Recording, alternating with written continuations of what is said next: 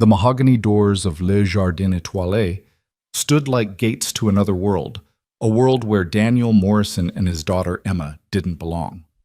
In precisely 3 minutes, those doors would open to reveal the most humiliating moment of Daniel's life, witnessed by 47 elegant diners who would never forget what happened next.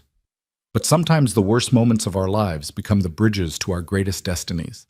Follow my story to the end and comment the city you're watching from so I can see how far my story has reached. The February wind cut through Daniel Morrison's worn jacket as he stood outside Le Jardin Étoilé, his calloused hand gently squeezing his daughter Emma's smaller one.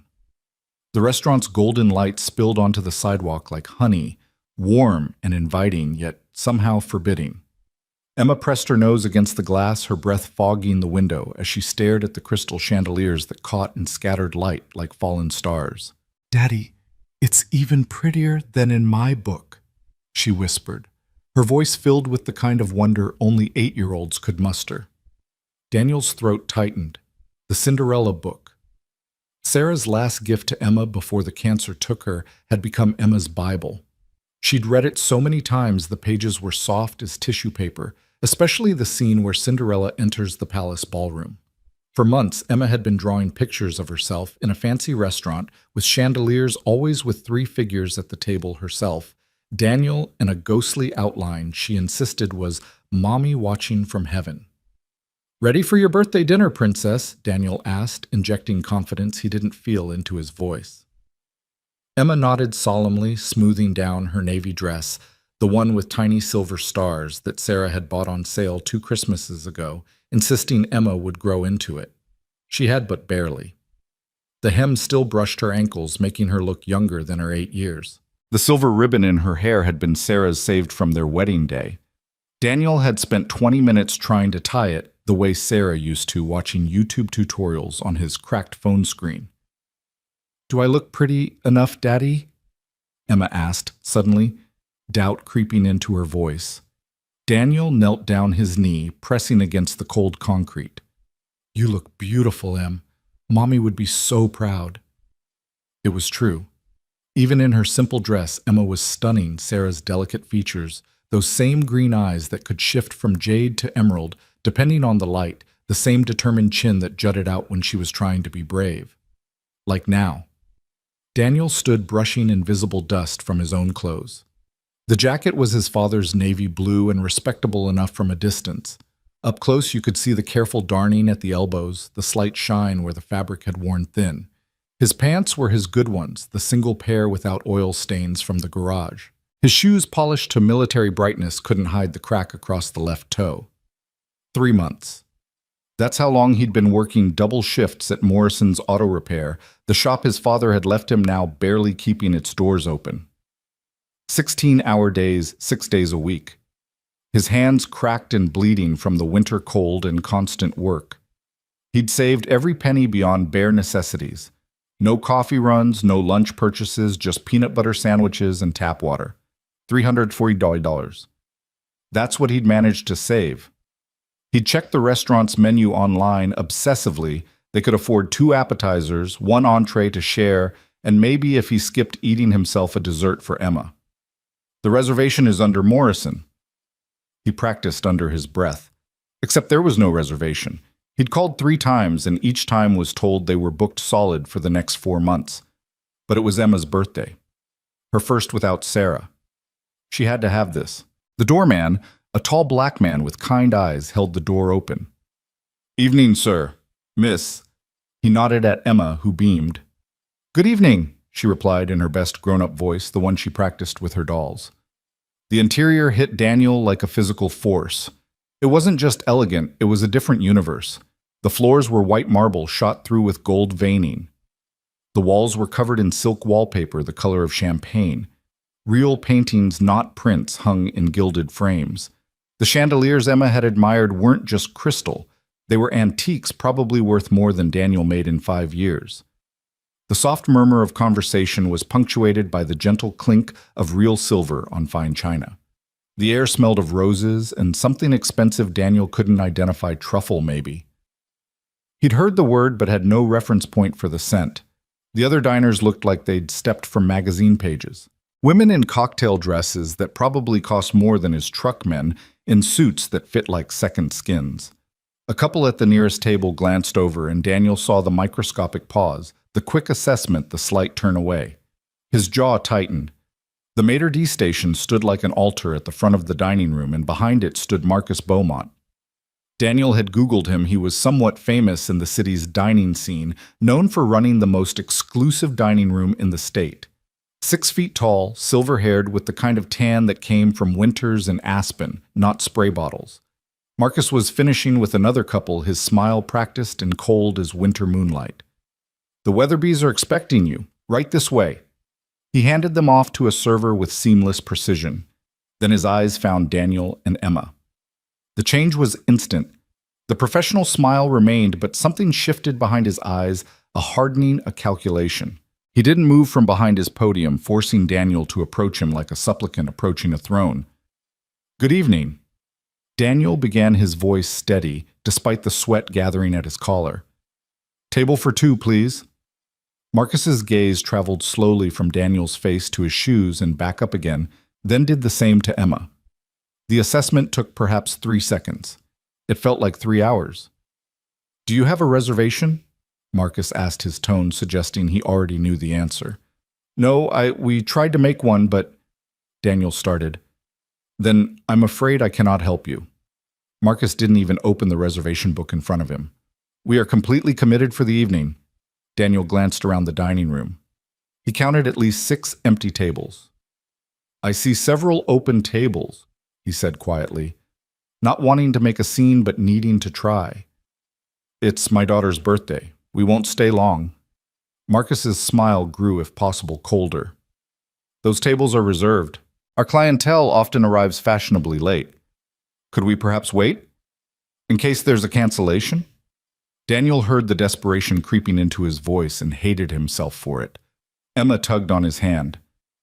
"Daddy, that lady has the same napkins as Cinderella's ball," she whispered, pointing to a table where the napkins were folded into elaborate swans.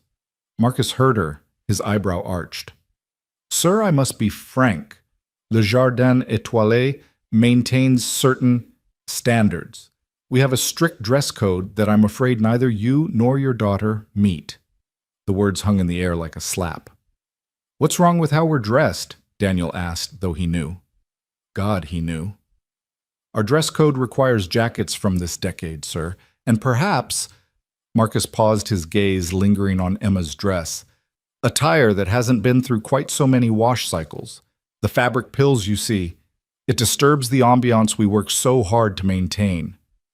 A woman at a nearby table tittered behind her hand. Her companion whispered something, and they both looked over, their expressions a mixture of amusement and second-hand embarrassment. Daniel felt heat rise from his chest to his face. Not anger? Not yet. First came the shame, hot and liquid, flooding through him like poison. "She's 8 years old," he said quietly. "Indeed. Which raises another concern. We generally don't encourage children in the main dining room. They tend to be, Marcus waved his hand vaguely, disruptive to other guests' dining experience.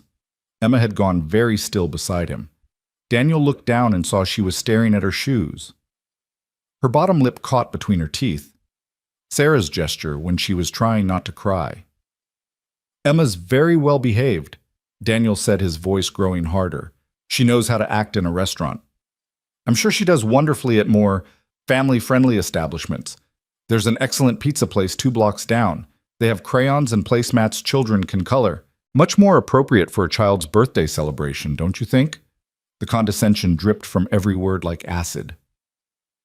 "We don't want pizza," Emma said suddenly, her small voice cutting through the tension.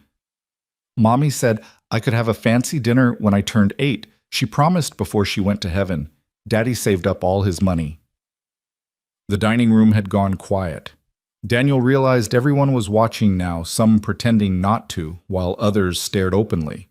A server had stopped mid-stride a bottle of wine worth more than Daniel's monthly grocery budget balanced in his hands. Marcus's expression shifted to mock sympathy. "How touching, but promises and reality are often different things, aren't they?" Perhaps your father should have explained that some places simply aren't meant for everyone. What's that supposed to mean? Daniel asked, his hands curling into fists. I think you know exactly what it means, Mr. Morrison. Mr. Morrison. Marcus pronounced it like it tasted bad. This establishment has served senators, celebrities, captains of industry. We have a 3-month waiting list. We don't simply allow anyone to walk in off the street, especially not. He paused, his gaze making another deliberate journey over their clothes. Those who clearly cannot afford to dine here. It's awkward for everyone when the bill comes, you understand. I can afford it, Daniel said through gritted teeth. Can you? Our prefix menu starts at $200 per person. The children's menu, which we don't have, by the way, would be the same price. Then there's tax, the customary 25% gratuity wine pairings, which are essentially mandatory. He was lying about the wine being mandatory, Daniel was sure, but the prices? Daniel felt his stomach drop. The website had shown different prices, much different. The online menu said, "Oh, that hasn't been updated in 2 years." An oversight. The prices have adjusted significantly. Inflation, you understand. Quality ingredients. But I'm sure someone in your profession understands how prices can fluctuate. My profession. Marcus's gaze lingered on Daniel's hands, noting the ingrained oil stains that no amount of scrubbing could remove the calluses, the scarred knuckles. Manual labor, clearly. Mechanic construction. Hardly the typical Le Jardin clientele. Emma made a small sound, not quite a sob, but close.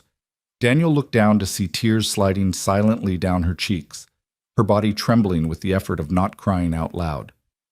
That's when Daniel's shame transformed into rage. White-hot, pure rage that he hadn't felt since the day the doctor told them Sarah's cancer had metastasized.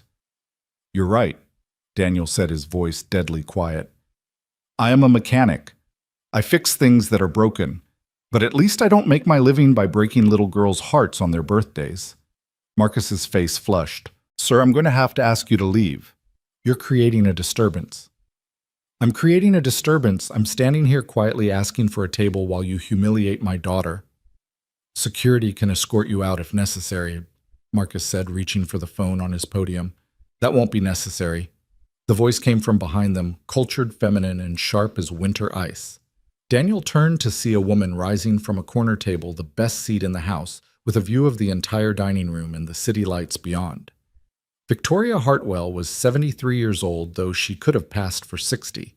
Her silver hair was cut in a precise bob that had probably cost more than Daniel's weekly salary. She wore a simple black sheath dress that whispered designer, with every line a single strand of pearls that caught the light like captured moonbeams, and an expression that could have frozen hellfire. She moved through the dining room with the kind of grace that came from decades of ballet lessons and finishing schools, the kind of bearing that announced she belonged anywhere she chose to be. Diners straightened in their chairs as she passed. Several men nodded respectfully. One woman whispered urgently to her companion, "That's Victoria Hartwell. The Victoria Hartwell." Daniel didn't know who she was, but Marcus clearly did. The maitre d's face went from flushed to pale in the space of a heartbeat. "Mrs. Hartwell," he stammered, "is everything prepared to your satisfaction this evening?" "No, Marcus, it most certainly is not." Her voice could have etched glass. "I've been sitting there for the past 10 minutes, watching you destroy everything my husband stood for when he founded this restaurant. I'm sorry, I don't understand." "Don't you?" Victoria turned to Daniel and Emma, her expression softening. "My dear," she said to Emma, "is today really your birthday?" Emma nodded, wiping her nose with the back of her hand. "I'm 8. 8 is a very important age. I remember when I turned 8. My grandmother took me to high tea at the plaza in New York. I wore my mother's pearls for the first time." She touched her necklace. "These same ones, actually." Emma's eyes widened. "They're beautiful." "Thank you. Now I'm sitting at that enormous table all by myself, which seems rather silly. Would you and your father do me the honor of joining me for dinner?" Marcus stepped forward. "Mrs. Hartwell, I really don't think." Victoria turned on him, and Daniel saw Marcus actually take a step back.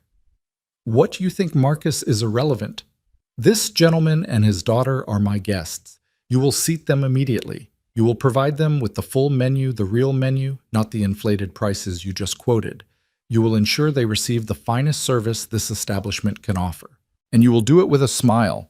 Or tomorrow morning, you will be explaining to the board of directors why Victoria Hartwell, widow of James Hartwell, founder of this restaurant, had to witness such a disgusting display of classism and cruelty in the establishment that bears her late husband's legacy. The silence in the restaurant was absolute. Someone had stopped chewing mid-bite. You're Mrs. James Hartwell, so Daniel asked, the name finally clicking. James Hartwell had been a legendary restaurateur, starting with a single bistro and building an empire of five-star establishments across the country. His death 5 years ago had made headlines. I am, and my husband would be appalled by what just occurred here. He started this restaurant with one principle, that exceptional food and genuine hospitality should be available to anyone who walked through our doors. He used to say Victoria mechanics' money spends the same as a senator's, and often the mechanic is better company. She looked at Marcus again. James hired you himself, didn't he? 5 years ago, just before he died? Yes, ma'am. Then you heard him say those words many times, yet here you stand turning away a father trying to give his daughter a special birthday dinner because their clothes don't meet your standards. Tell me, Marcus, what designer label did my husband wear when he was washing dishes in his uncle's diner to save money for culinary school? Marcus's mouth opened and closed like a fish gasping for air. That's what I thought. Now seat my guests. Marcus gestured weakly to a hovering server. Prepare Mrs. Hartwell's table for 2 additional settings. 3 additional settings, Victoria corrected. I'll be dining with them naturally. As they were led through the dining room, Daniel was acutely aware of every eye following them.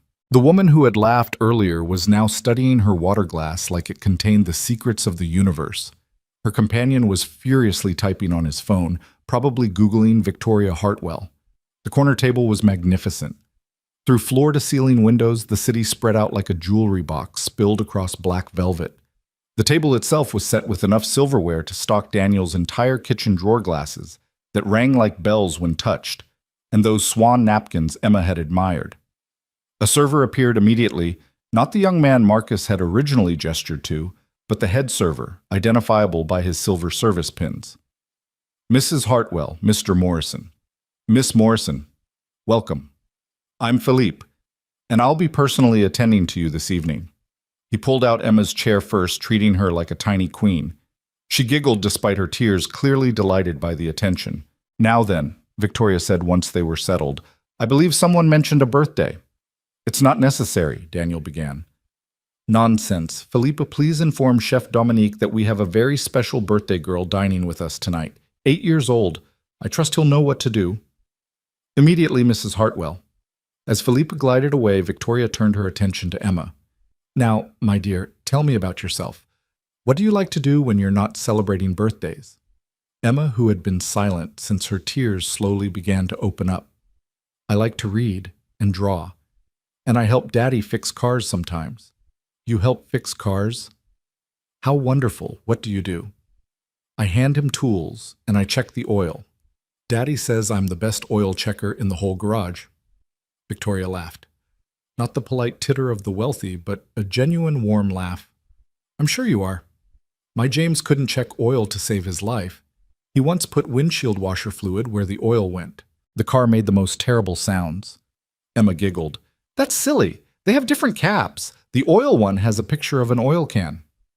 So James discovered, much to his embarrassment. Now shall we look at these menus? Though I should mention the menu is merely a suggestion. Chef Dominique will make anything you'd like. Anything. Emma's eyes went wide. Anything at all. If you wanted spaghetti shaped like butterflies covered in golden cheese, he would make it happen. Daniel finally found his voice. Mrs. Hartwell, this is incredibly kind, but Victoria, please. And you are Daniel. Daniel. She studied him with intelligent gray eyes. You're uncomfortable with this.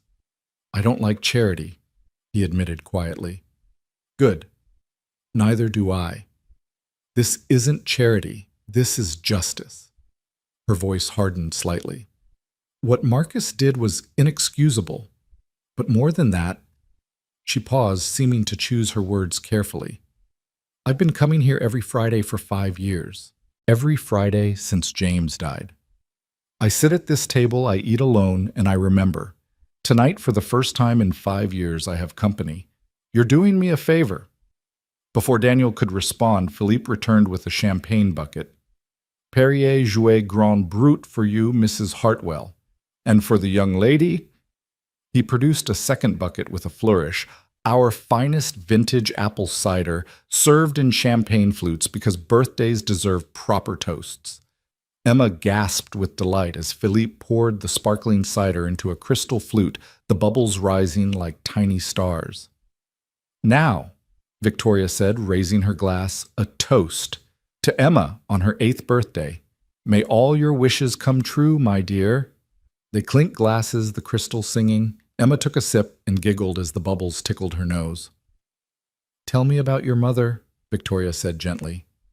If you'd like to. Daniel tensed, but Emma answered readily. She was beautiful, and she smelled like vanilla because she baked all the time. She used to read to me every night, even when she was sick. She said stories were magic, that they could take you anywhere. She sounds wonderful. She was. Emma's voice went quiet. She got sick when I was 6. The doctors tried to make her better, but the medicine made her hair fall out. She said she looked like a baby bird, all fuzzy. Victoria reached across the table and gently squeezed Emma's hand. My James was sick too at the end. Cancer as well. It's very hard, isn't it? Watching someone you love fade away. Emma nodded solemnly. Daddy cried. He tried to hide it, but I knew. He still cries sometimes when he thinks I'm asleep. Daniel felt his throat close. He hadn't known she knew. That's because he loved her very much, Victoria said. Tears are how love looks when it has nowhere else to go. The first course arrived in a amuse-bouche that Philippe announced as butternut squash silk with maple foam and crispy sage. It was served in a spoon that looked more like art than cutlery. Emma stared at it suspiciously. What do I do with it? You eat it in one bite, Victoria demonstrated, like this.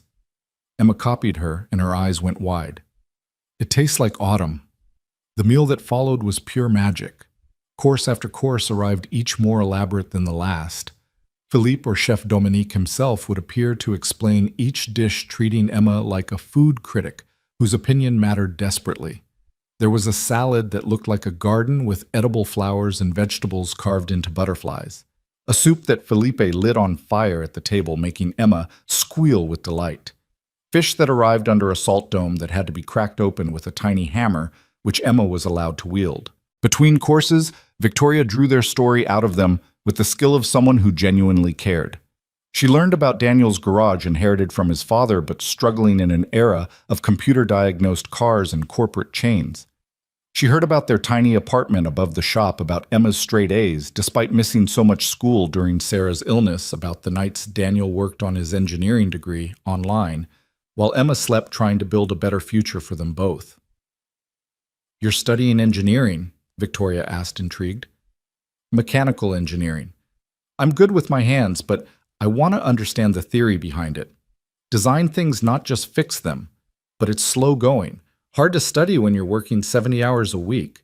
Daddy's really smart, Emma piped up, mouthful of lobster risotto. He invented a special tool that makes fixing transmissions easier.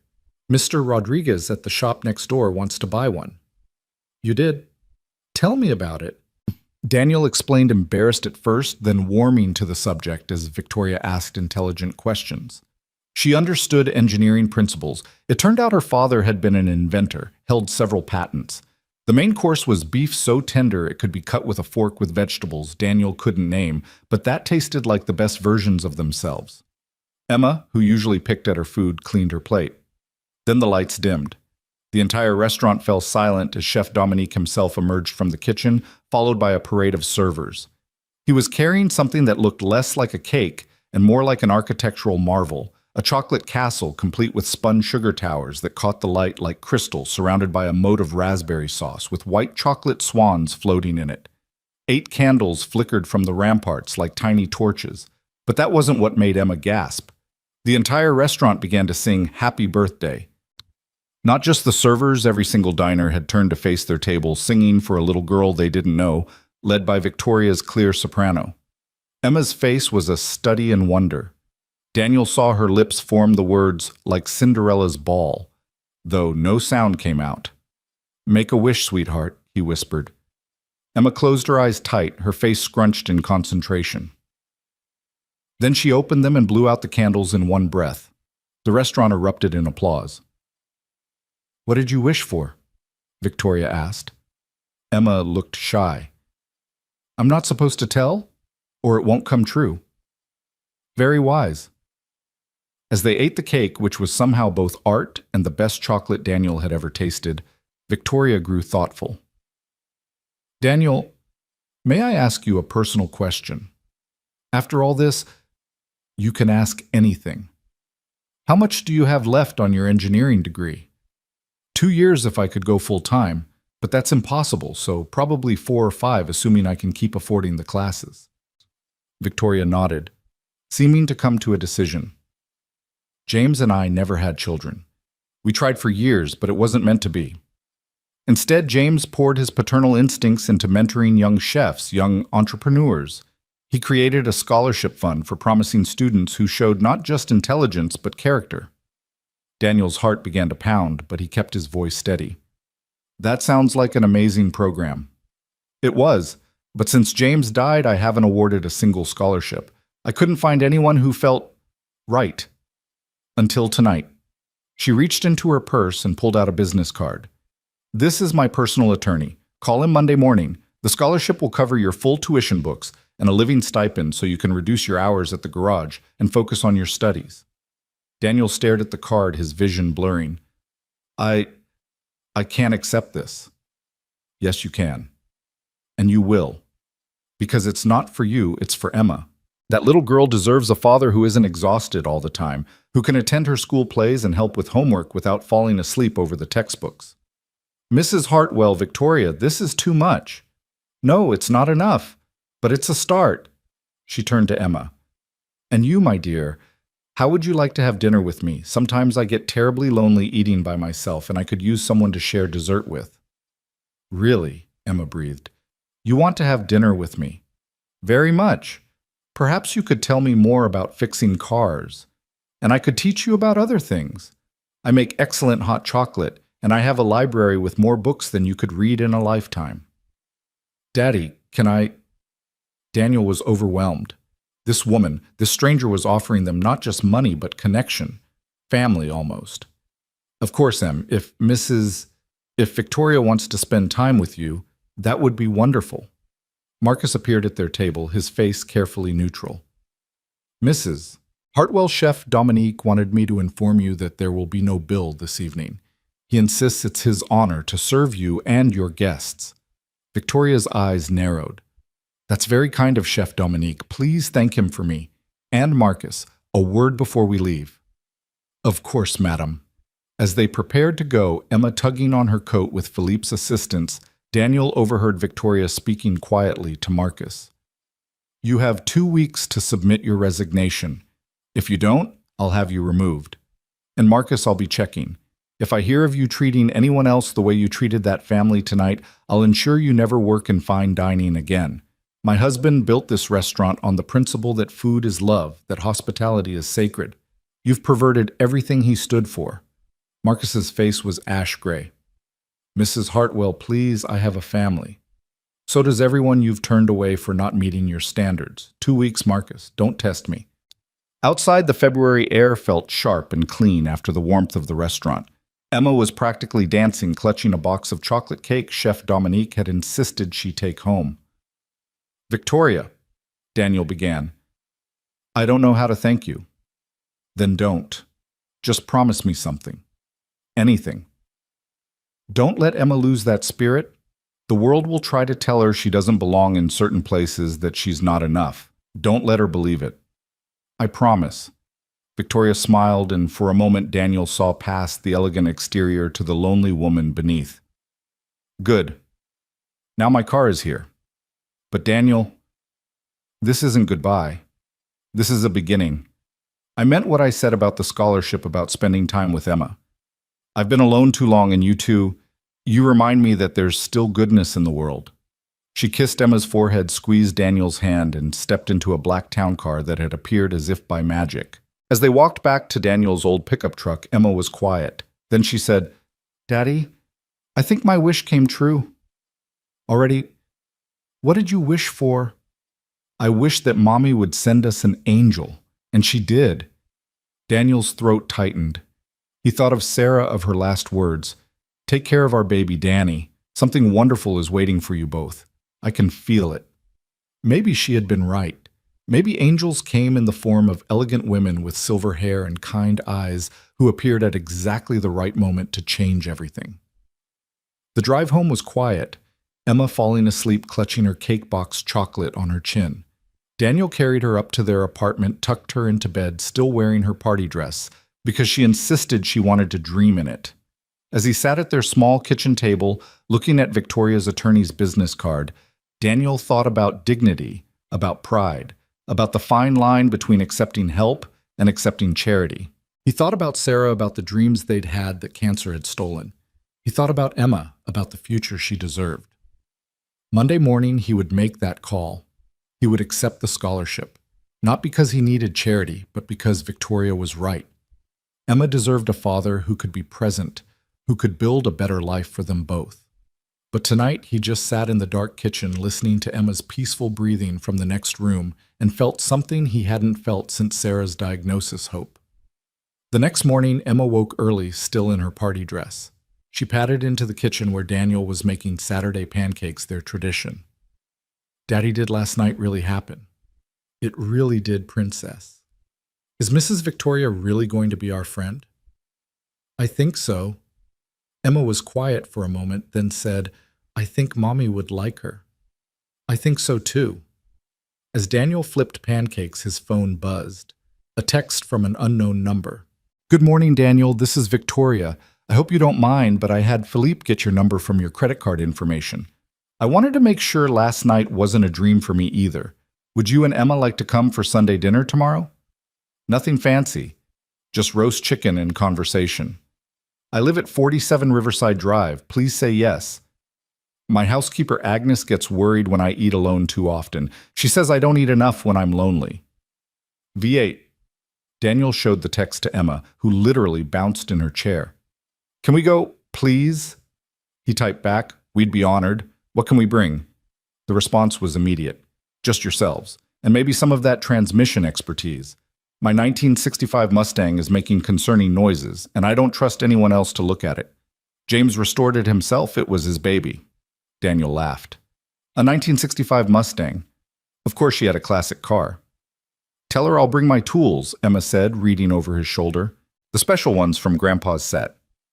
She says she'll bring her tools, Daniel typed. Perfect. A girl who knows her way around an engine is a rare treasure. Until tomorrow. VH. That Saturday passed in a blur of normalcy that felt somehow different. They did laundry at the laundromat, Emma helping fold. They went grocery shopping, and for once Daniel didn't have to calculate every penny. The scholarship would change everything if it came through. They could move to a better apartment, one where the heat worked properly and the windows didn't leak. Emma could have new clothes that fit right, not hand-me-downs from the church donation box. But more than that, Daniel could be present. No more falling asleep at Emma's school concerts because he'd been up since 4 a.m. No more missing parent-teacher conferences because he couldn't afford to close the shop. No more watching Emma do homework alone because he was still at work. That evening, as they ate spaghetti and watched Emma's favorite movie, Still Cinderella, Always Cinderella, she said something that stopped his heart.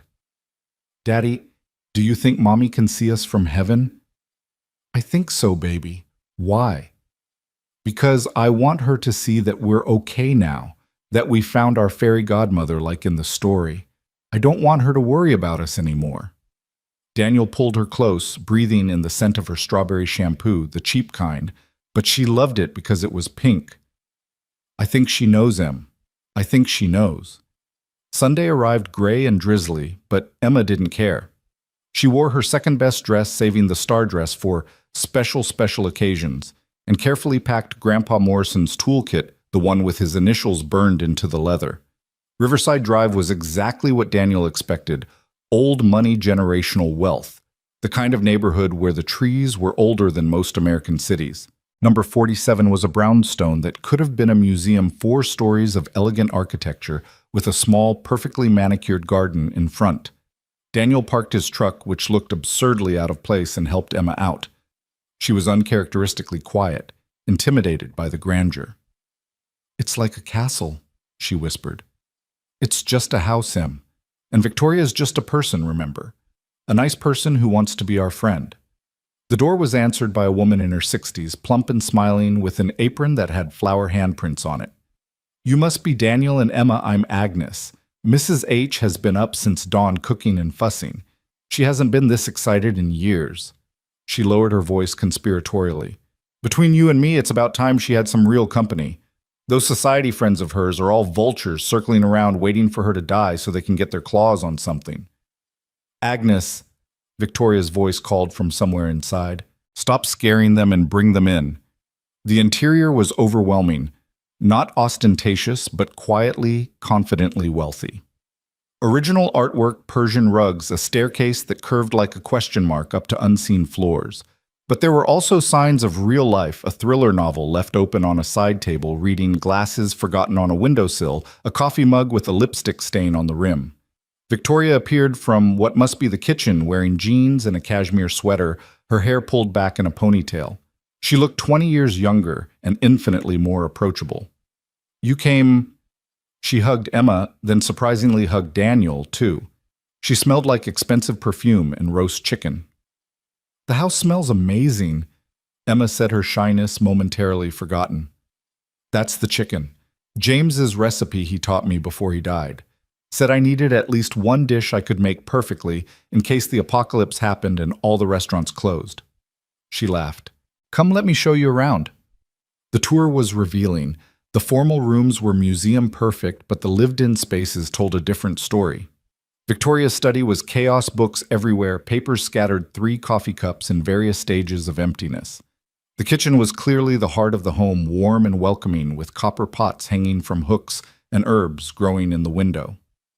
"And this," Victoria said, opening a door off the kitchen, "was James's sanctuary."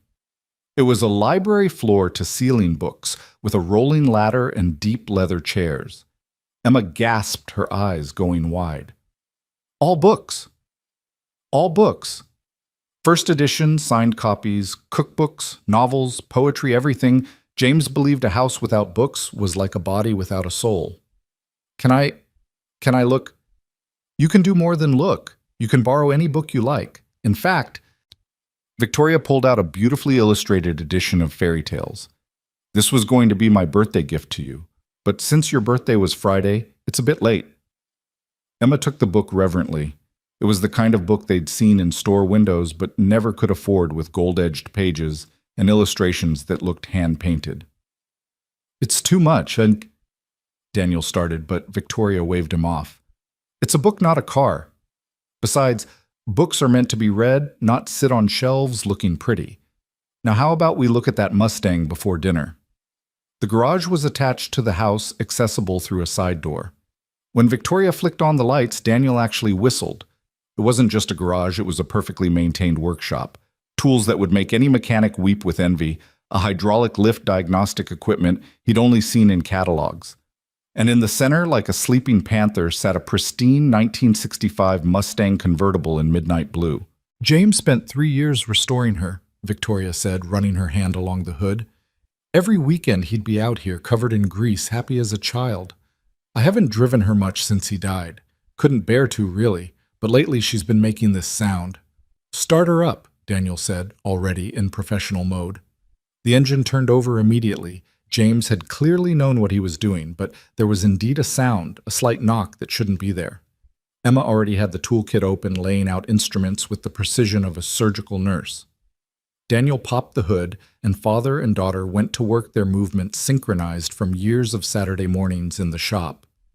"It's the timing belt," Emma announced after a few minutes.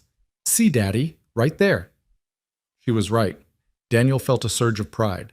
His 8-year-old daughter had diagnosed something that would have stumped many professional mechanics. "That's my girl," he said. "Easy fix, but it needs to be done soon." "Can you fix it?" Victoria asked. "Sure, I can come by next weekend if you'd like." "I'd like that very much. Both of you coming by, I mean. Emma, you're quite the mechanic." Emma beamed. "Daddy says I have the gift. Grandpa had it too.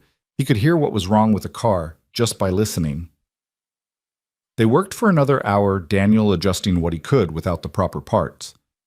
Emma handing him tools and Victoria watching with fascination, asking questions that showed she understood more about cars than she let on. Finally, Agnes called them for dinner. The dining room was formal, but Victoria had set the table simply no overwhelming array of silverware like at the restaurant. The food was incredible. The chicken perfectly roasted vegetables that tasted like the essence of themselves. Yorkshire pudding that Emma declared cloud bread, and a salad with pomegranate seeds that looked like rubies. "Mrs. Victoria," Emma said through a mouthful of potato. "Do you get lonely in this big house?"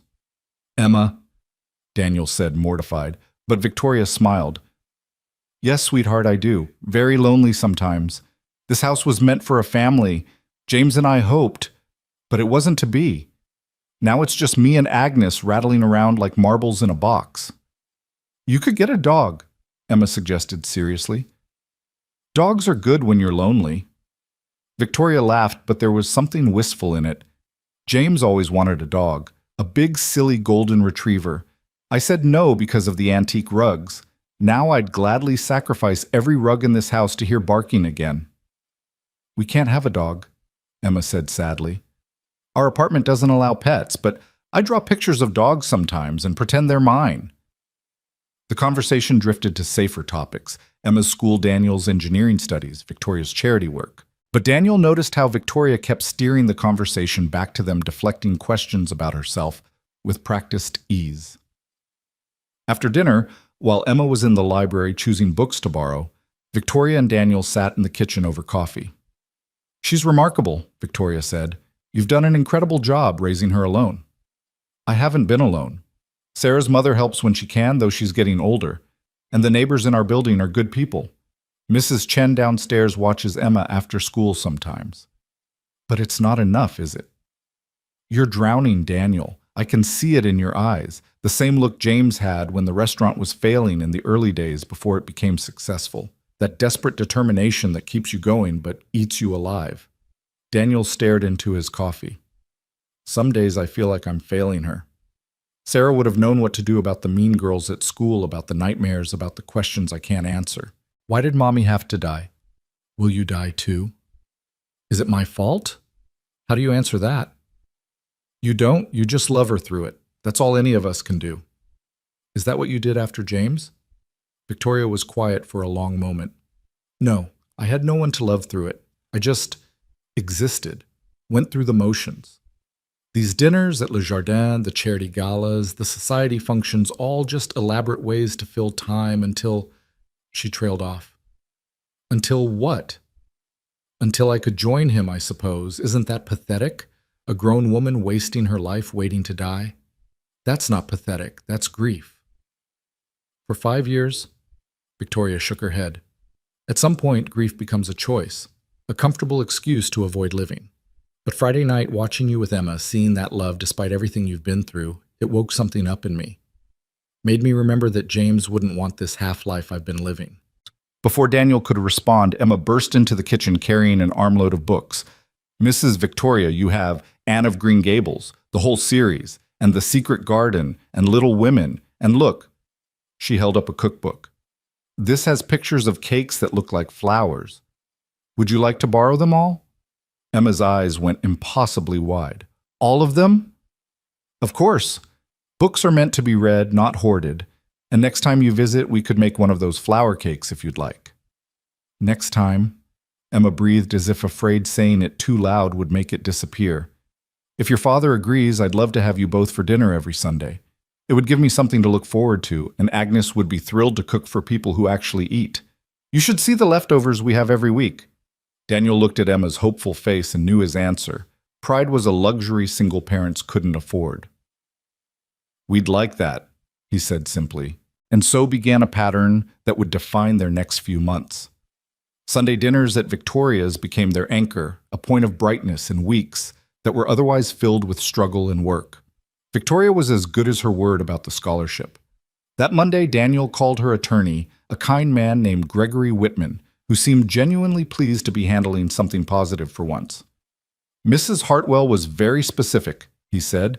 Full tuition for your remaining coursework, a monthly stipend of $3,000 for living expenses, and an additional educational fund for Emma tutoring extracurriculars, anything that enriches her education. Daniel had to sit down. $3,000 a month. Mrs. Hartwell calculated what you'd need to reduce your work hours to part-time while maintaining your current standard of living. Though between you and me, she mentioned hoping you'd use some of it to improve that standard. A better apartment, perhaps. This is life-changing. That's rather the point. Now there are no strings attached. No requirements except maintaining a B average, which, given your transcripts, won't be a problem. Mrs. Hartwell was quite impressed that you've managed a 3.8 GPA while working full-time. The first check arrived a week later. Daniel stared at it for a full hour, afraid to deposit it, afraid it would disappear like smoke if he touched it. But Emma needed new shoes. Her toes were pushing through her current ones, and the heating bill was overdue, and there was a 2-bedroom apartment available in a better school district. He deposited the check.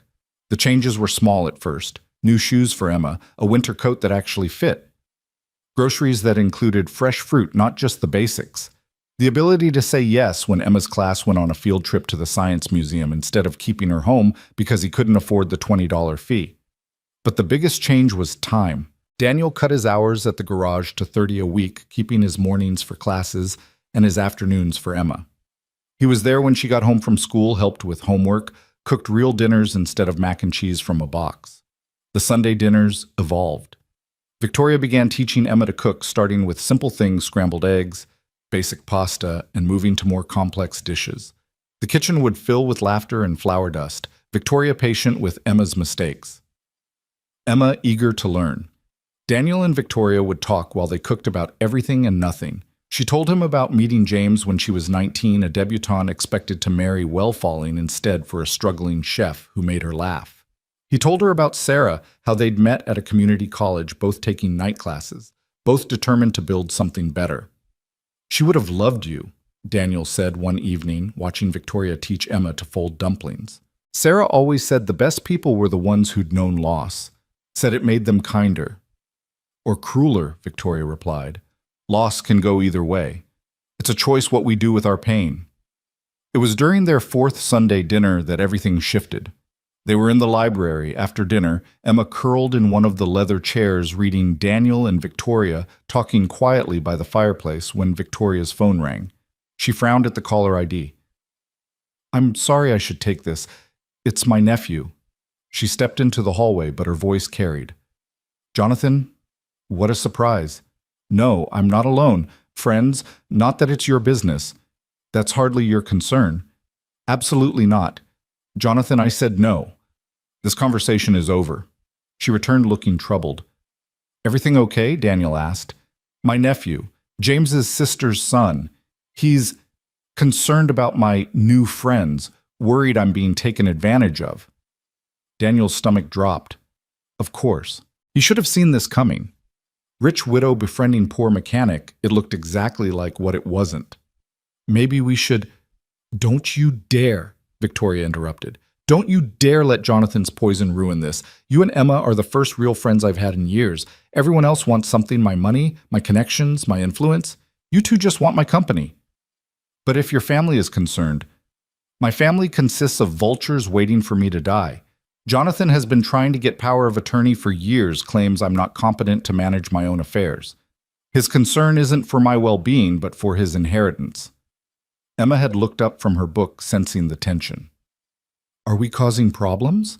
She asked in a small voice. Victoria went to her, immediately kneeling beside the chair. No, sweetheart. You're solving them. You're reminding me what family really means. But the seed had been planted. The next week, Daniel noticed a car parked outside their apartment building, someone sitting inside with a camera. When he took Emma to school, the same car followed them. At the garage, his boss mentioned someone had been asking questions about him. Some private investigator, Mike said, wanted to know about your finances, your character, whether you had any debts or addictions. I told him to get lost, but Danny, what's going on? Daniel knew exactly what was going on. Jonathan was building a case. That Sunday, he almost canceled dinner, but Emma had been looking forward to it all week. They were making souffle, and Victoria had promised to teach her the secret to keeping them from falling.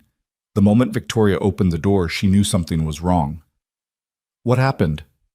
Daniel told her about the investigator, the questions, the surveillance. Victoria's face went cold in a way he'd never seen before. That little weasel, she said quietly but with venom. He's actually doing it. Doing what? Building a case for conservatorship, claiming I'm mentally incompetent, that I'm being manipulated by fortune hunters. She laughed bitterly. The irony is remarkable. The only fortune hunter in this scenario is him. We should stop coming here, Daniel said. We don't want to give him ammunition. That's exactly what he wants, to isolate me, to prove I'm incapable of making my own decisions about my own friends. Victoria's eyes flashed. Well, he's about to learn that I didn't survive 40 years of marriage to James Hartwell without learning how to fight. She made a phone call. 20 minutes later, Gregory Whitman arrived along with another man Victoria introduced as Thomas Brennan, a private investigator she trusted. Tell them what you told me, she instructed Daniel.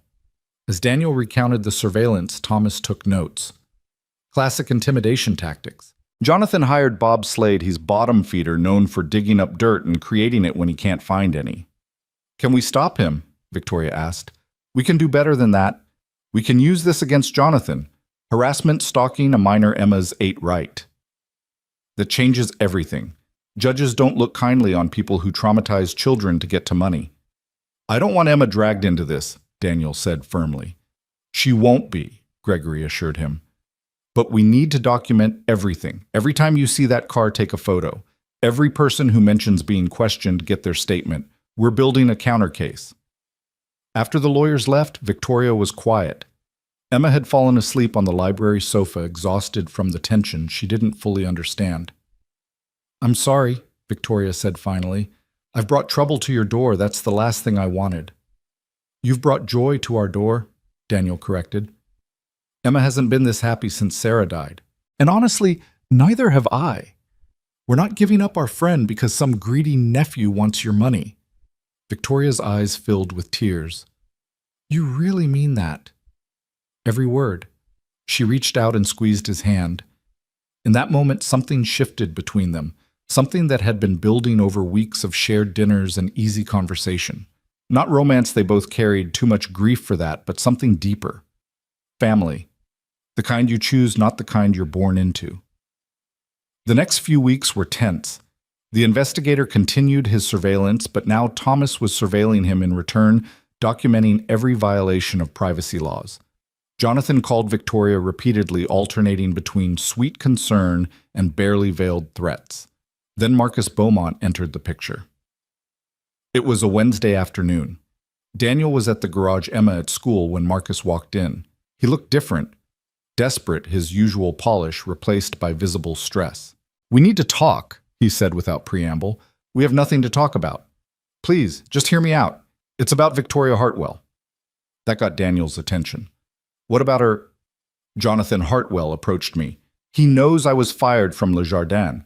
He wants me to testify that Victoria was acting erratically that night, that she showed signs of mental decline, that her friendship with you seems inappropriate. Daniel's hands clenched. And I told him no, but he's persistent. He's offering me money, a lot of money, enough to start over, open my own place. Marcus paused. I came to warn you, and to apologize. What I did that night was inexcusable. I've lost everything because of my arrogance, my job, my reputation. My fiancé left me. I deserved it all. But Victoria doesn't deserve what Jonathan's planning. What exactly is he planning? A competency hearing. He's got 2 doctors lined up who'll testify that sudden personality changes and impulsive generosity are signs of dementia.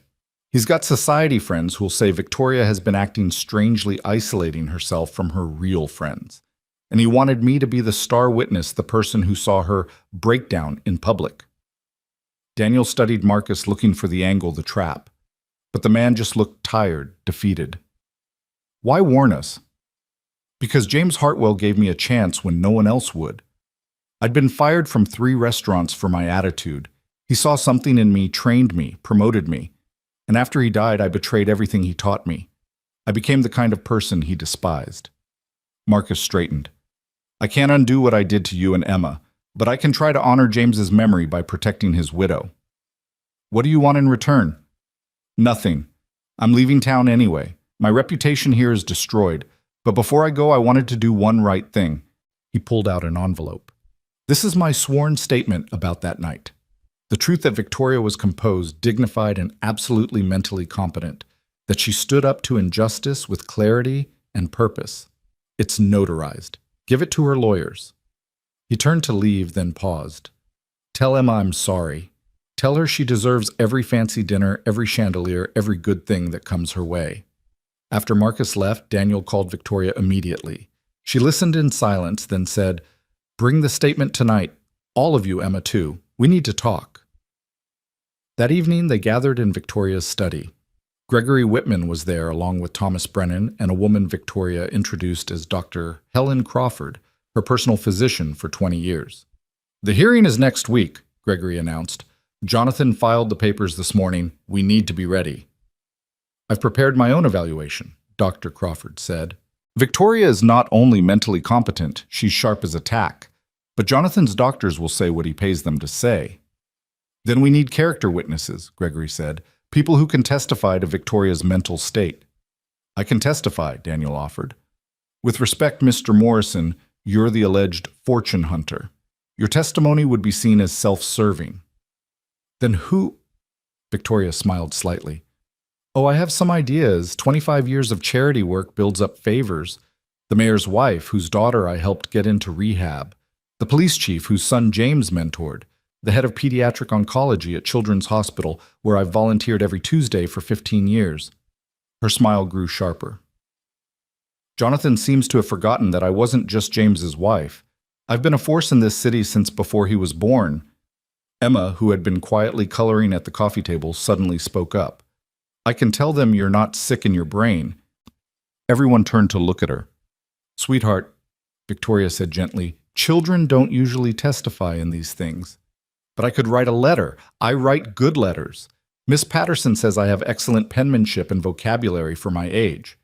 Daniel started to object, but Victoria held up a hand. What would you say in this letter, Emma? Emma thought carefully. I'd say that you're the smartest person I know, except for Daddy. You remember everything, like how I like my hot chocolate with extra marshmallows but not too hot, and how Daddy takes his coffee black with just a tiny bit of sugar even though he pretends he doesn't want any sugar. You help me with my homework, and you never get the answers wrong. You taught me about art and music and which fork to use for salad. She paused, then added firmly, and you're not crazy. Crazy people don't make perfect soufflés. Yours never fall. The adults exchanged glances. Gregory cleared his throat. Actually, a letter from Emma could be powerful. The genuine perspective of a child often carries weight with judges. I don't want her involved, Daniel said. I'm already involved, Daddy, Emma said seriously. That man in the car follows us. Kids at school say we're gold diggers because Brittany's mom saw us here and told everyone. I'm involved whether you want me to be or not. Victoria's face darkened. Children are saying what... Emma shrugged, trying to seem unbothered, but Daniel saw the hurt in her eyes. It's okay. I told them they were just jealous because Mrs. Victoria is our friend, and she's teaching me to make chocolate soufflé and their moms can barely make boxed mac and cheese. Despite the tension, Victoria laughed. That's my girl. Over the next week, they prepared for war. Victoria's society friends rallied around her, not all of them, but enough. The ones who mattered, who had seen beneath the surface of charity galas and appreciated the real woman underneath. Thomas Brennan discovered that Jonathan had significant debts, gambling debts to the kind of people who didn't accept bankruptcy as an excuse. His need for Victoria's money wasn't greed, it was desperation. This changes everything, Gregory said. He's not a concerned nephew. He's a desperate man who needs his aunt's money to stay alive, possibly literally. The morning of the hearing arrived gray and rainy. Daniel dressed in his only suit, the one he'd worn to Sarah's funeral. Emma wore her star dress, now a bit short, but still her favorite. Victoria had offered to buy her a new dress, but Emma had refused. "This is my lucky dress," she said solemnly. "Good things happen when I wear it." The courthouse was intimidating, all marble and echoes.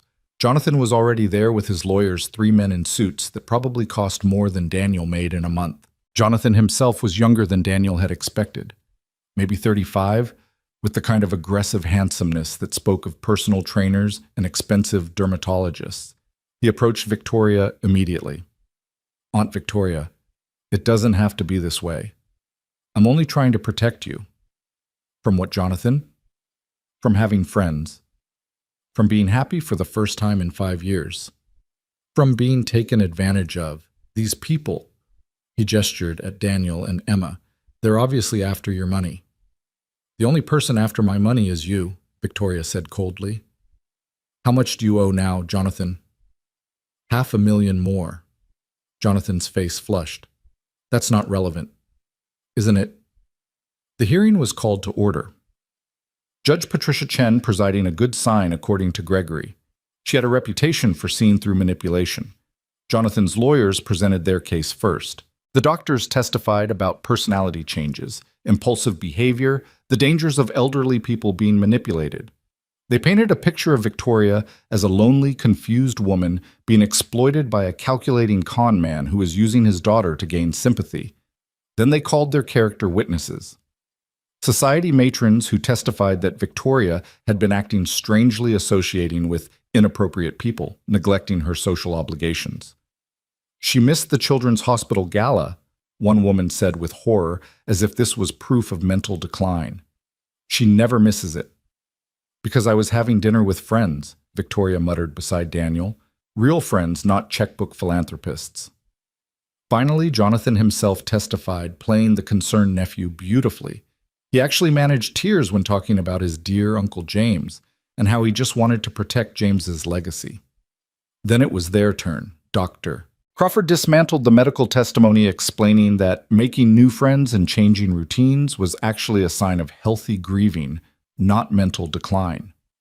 The mayor's wife testified about Victoria's recent generous but completely rational donation to the city's after-school programs. The police chief talked about her clarity and intelligence when she'd helped design a new community outreach initiative just last month.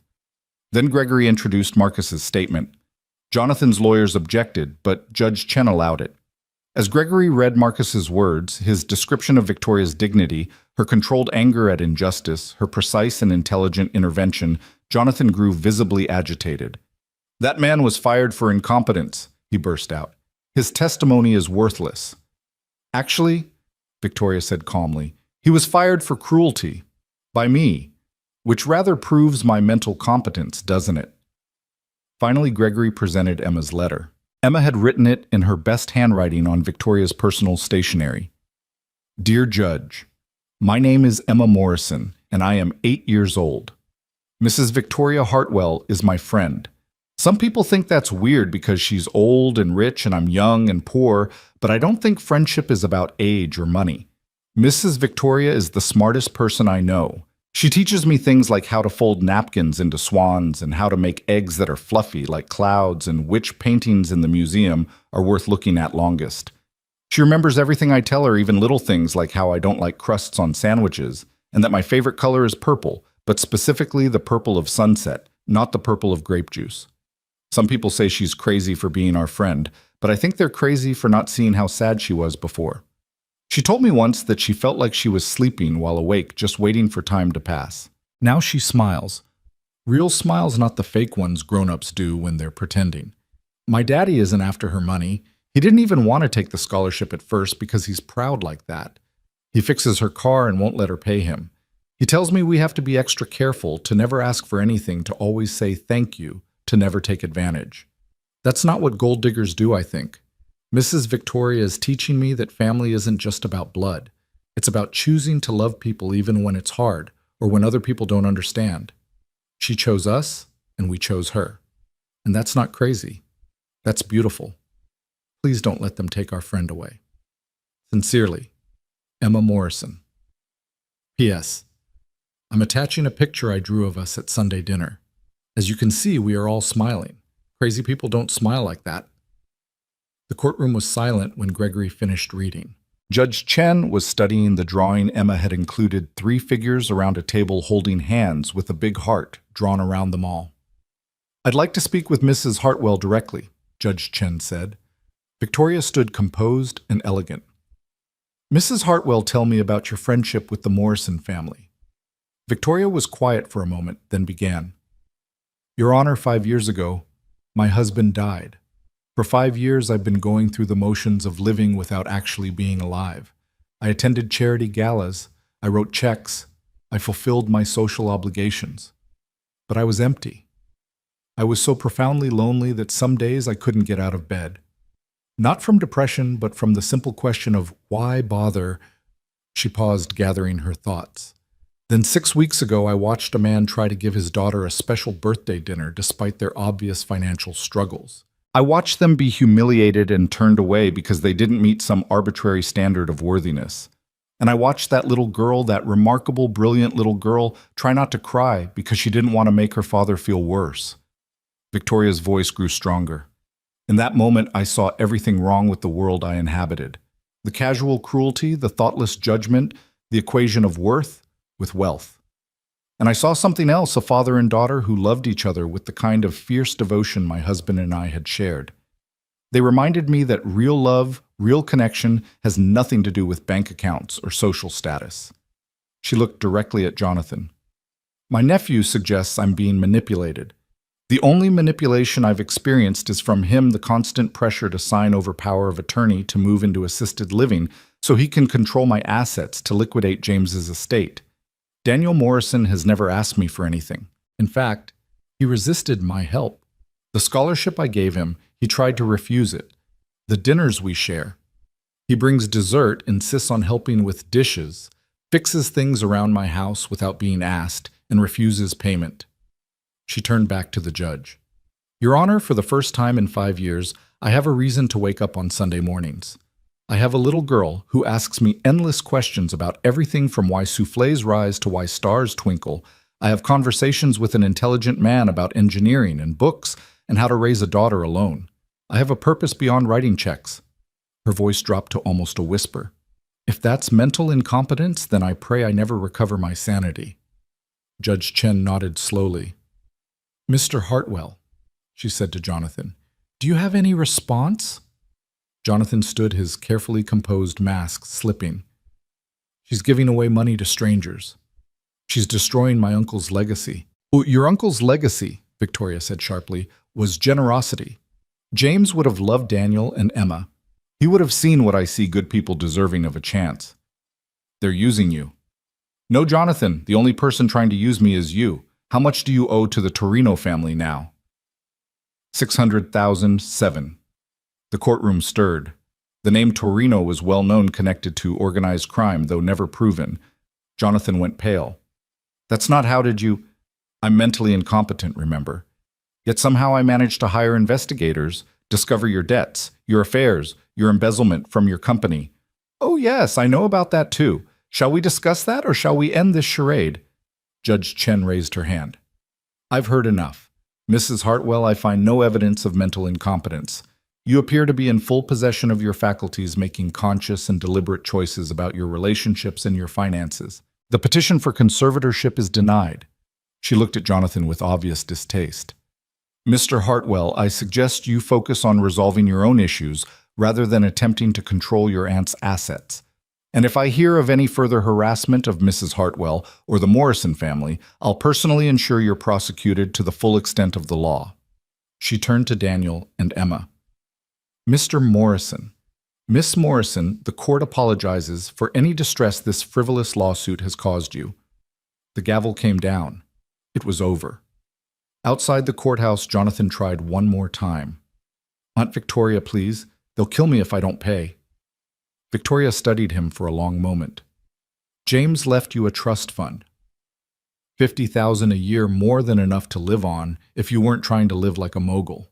You've blown through it with gambling and bad investments and trying to impress people who don't care if you live or die." $50,000 is nothing. It's more than Daniel makes in a year, and he's raising a child on it. Successfully, I might add. She pulled out her checkbook, wrote something, tore it out. This is a check for $700,000. Enough to clear your debts with some left over. Cash it, and you never contact me again. Ever. You don't call, you don't write, you don't show up at family events. You're dead to me. Jonathan grabbed the check. You're really choosing them over your own family. They are my family. You're just a biological accident. Jonathan left without another word. Emma tugged on Victoria's hand. Did you just give him $700,000? I did. But that's so much money. Victoria knelt down to Emma's level. It is. But do you know what it's worth every penny to protect you and your daddy from him? Money is just paper, sweetheart. Family, real family, is priceless. Emma threw her arms around Victoria's neck. I love you, Grandma Victoria. Victoria froze. It was the first time Emma had called her that. Tears slid down her cheeks as she held the little girl tight. I love you too, my darling girl. The weeks following the hearing brought a peace Daniel hadn't felt since before Sarah's diagnosis. The investigators' car disappeared from their street. The whispers at Emma's school faded as new gossip took precedence. Most importantly, their Sunday dinners with Victoria continued without the shadow of Jonathan's threats. But peace, Daniel had learned, was often just the calm before another storm. It started with small things. Victoria seemed tired during their dinners, though she dismissed it as poor sleep. She forgot ingredients while cooking something that had never happened before. Once she called Emma by the name Margaret, then looked confused when Emma corrected her. Who's Margaret? Emma had asked innocently. Victoria had blinked, shaking her head. I don't know. How odd. Daniel noticed her hands trembling as she poured tea, noticed how she gripped the banister when climbing stairs. But it wasn't until she collapsed in the kitchen one Sunday afternoon that the truth came out. It happened fast. One moment Victoria was laughing at Emma's story about a boy in her class who had eaten a bug on a dare. The next she was gripping the counter, her face gray. Victoria. Daniel jumped up. I'm fine, Her knees buckled. Daniel caught her before she hit the floor, Emma screaming in terror. Call 911. Daniel ordered Agnes, who was already reaching for the phone.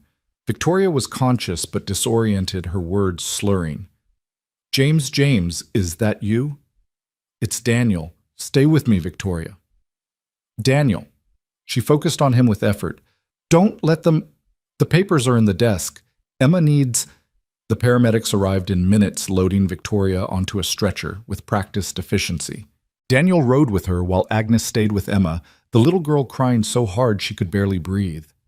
At the hospital, the emergency room doctor was professionally vague. We're running tests. Are you family? Yes, Daniel said without hesitation. I'm her son. The lie came easily, necessarily. He'd learned that hospitals had rules about information about who could stay, who could make decisions. Hours passed.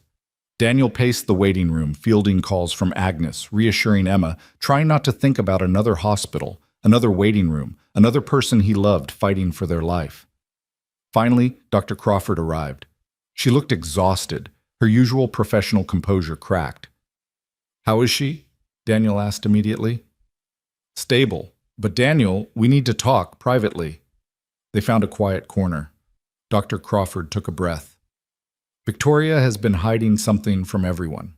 From you, from me, even from herself to some degree. She has a brain tumor, specifically a glioblastoma. The word hit Daniel like a physical blow. He knew that word. Sarah's oncologist had mentioned it once, explaining how lucky they were that Sarah's cancer wasn't that type. How long has she known? She was diagnosed 6 months ago. She refused treatment, said she'd watched James go through chemo and radiation and wouldn't do that to herself. She's been managing symptoms with medication, but the tumor is growing. 6 months ago, Daniel repeated numbly, before she met us. Yes, Daniel, I think meeting you and Emma gave her a reason to fight. She's agreed to treatment now. She wants time with you both. Daniel sank into a chair. How long does she have with treatment? Maybe a year, possibly 18 months if we're very lucky, without treatment 3 to 6 months. Can I see her? She's asking for you, and for Emma. Victoria was awake when Daniel entered her room looking small and fragile in the hospital bed. The monitors beeped steadily, IV lines feeding into her arm. I suppose my secret's out, she said with a weak smile. Why didn't you tell me? Would you have let Emma get close to me if you knew? Would you have let her love someone else who was dying? Daniel couldn't answer because she was right. He would have protected Emma, kept her away, and all three of them would have missed out on something precious. I'm sorry, Victoria continued. I was selfish. I wanted to know what it felt like to be a grandmother before I died. I wanted to matter to someone again. You matter to us. You've mattered since that first night. Victoria's eyes filled with tears. The treatment is horrible, Daniel. I watched James go through it. The sickness, the weakness, the loss of dignity. I don't know if I'm strong enough. You don't have to be strong. You just have to be here. Emma needs you. I need you. That little girl has already lost one mother. I can't bear the thought of leaving her too. Then don't. Fight every day, every treatment fight. Not for yourself, but for her. For the birthdays you promised her, the cooking lessons, the books you haven't read together yet. Victoria squeezed his hand. Bring her tomorrow. I need to see her. I need to explain. How do I tell an 8-year-old that someone else she loves is dying? Honestly, children are stronger than we think, and Emma is extraordinary. That night was one of the longest of Daniel's life. Emma had cried herself to sleep in Victoria's guest room, refusing to leave the house that smelled like her grandmother. Daniel sat in James's study, surrounded by photos of a life well lived, and tried to find the words to break his daughter's heart again. The next morning, Emma was quiet, sensing the weight of unspoken truth. She dressed carefully in the purple dress Victoria had bought her last week, brushed her hair until it shone, and sat at the breakfast table with the solemnity of someone much older. Is Grandma Victoria going to die? She asked suddenly. Daniel nearly dropped his coffee mug. Why would you ask that? She collapsed like Mommy did that first time. And you have the same face you had when the doctors talked about Mommy. There was no point in lying. She's sick, Em. She has a tumor in her brain. Emma nodded slowly. Is she going to fight it? She's going to try. Then we'll help her. We helped Mommy fight as long as we could. We can help Grandma Victoria too. The wisdom in her young voice broke Daniel's heart. No child should be this familiar with loss, with the protocols of terminal illness. At the hospital, Victoria had been moved to a private room in the oncology ward, a cruel irony. Daniel thought that she'd ended up in the same ward where Sarah had spent her final weeks.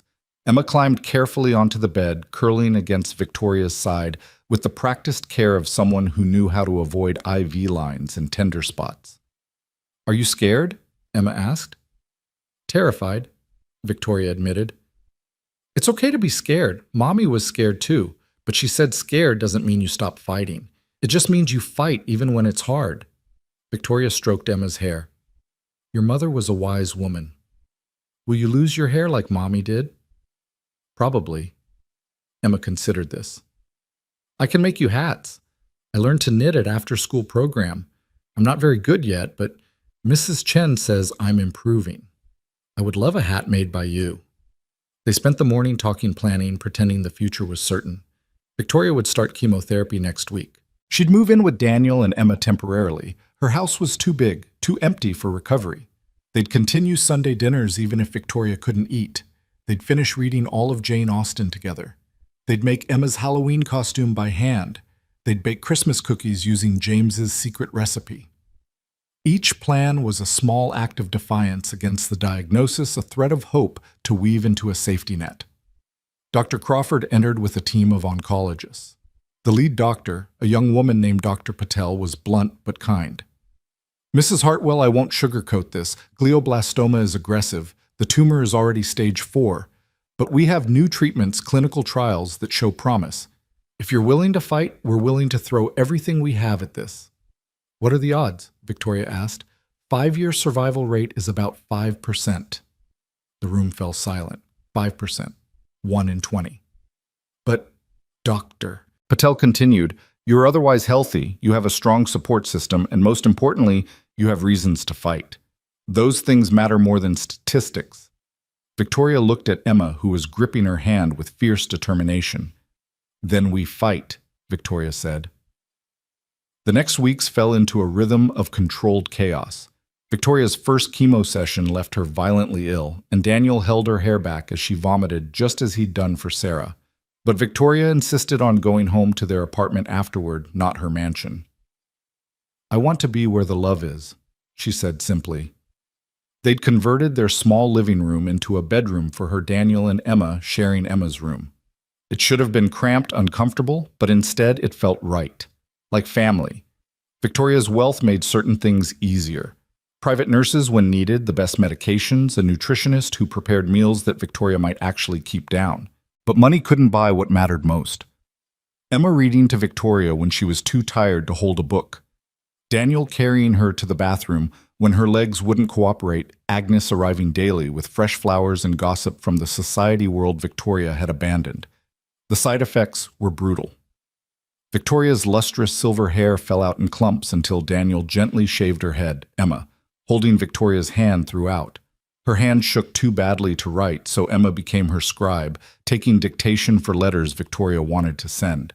The steroids made her face swell, transforming her elegant features into something unrecognizable. But there were good days, too. Days when Victoria felt strong enough to teach Emma to make French onion soup. Days when they all went to the park, Victoria in a wheelchair feeding ducks and pretending everything was normal.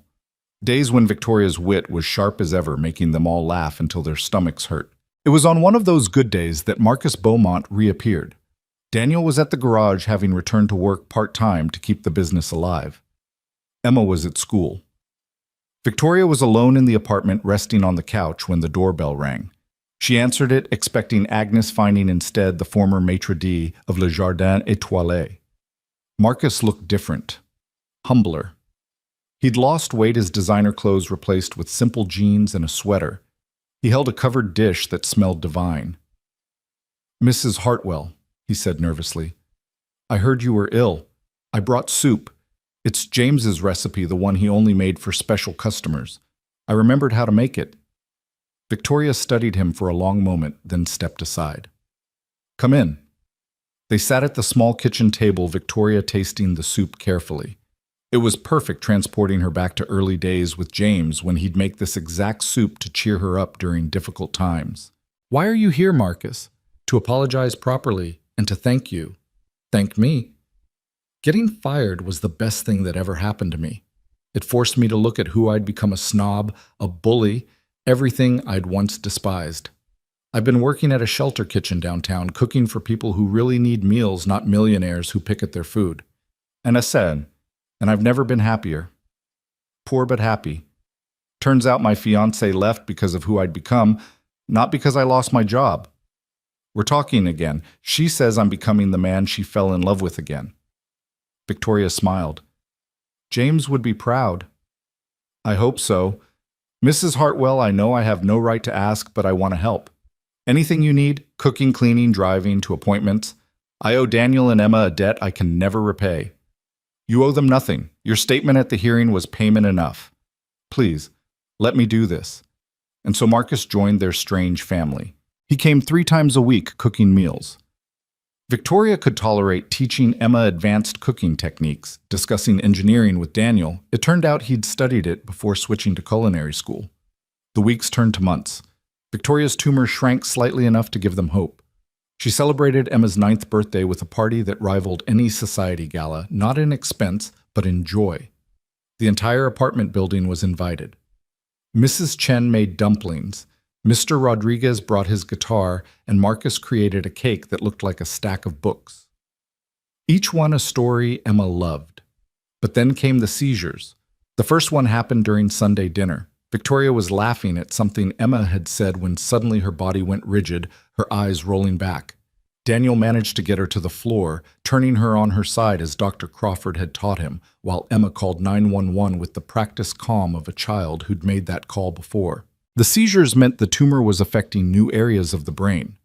Dr. Patel adjusted medications, but they all knew what it really meant. The countdown had accelerated.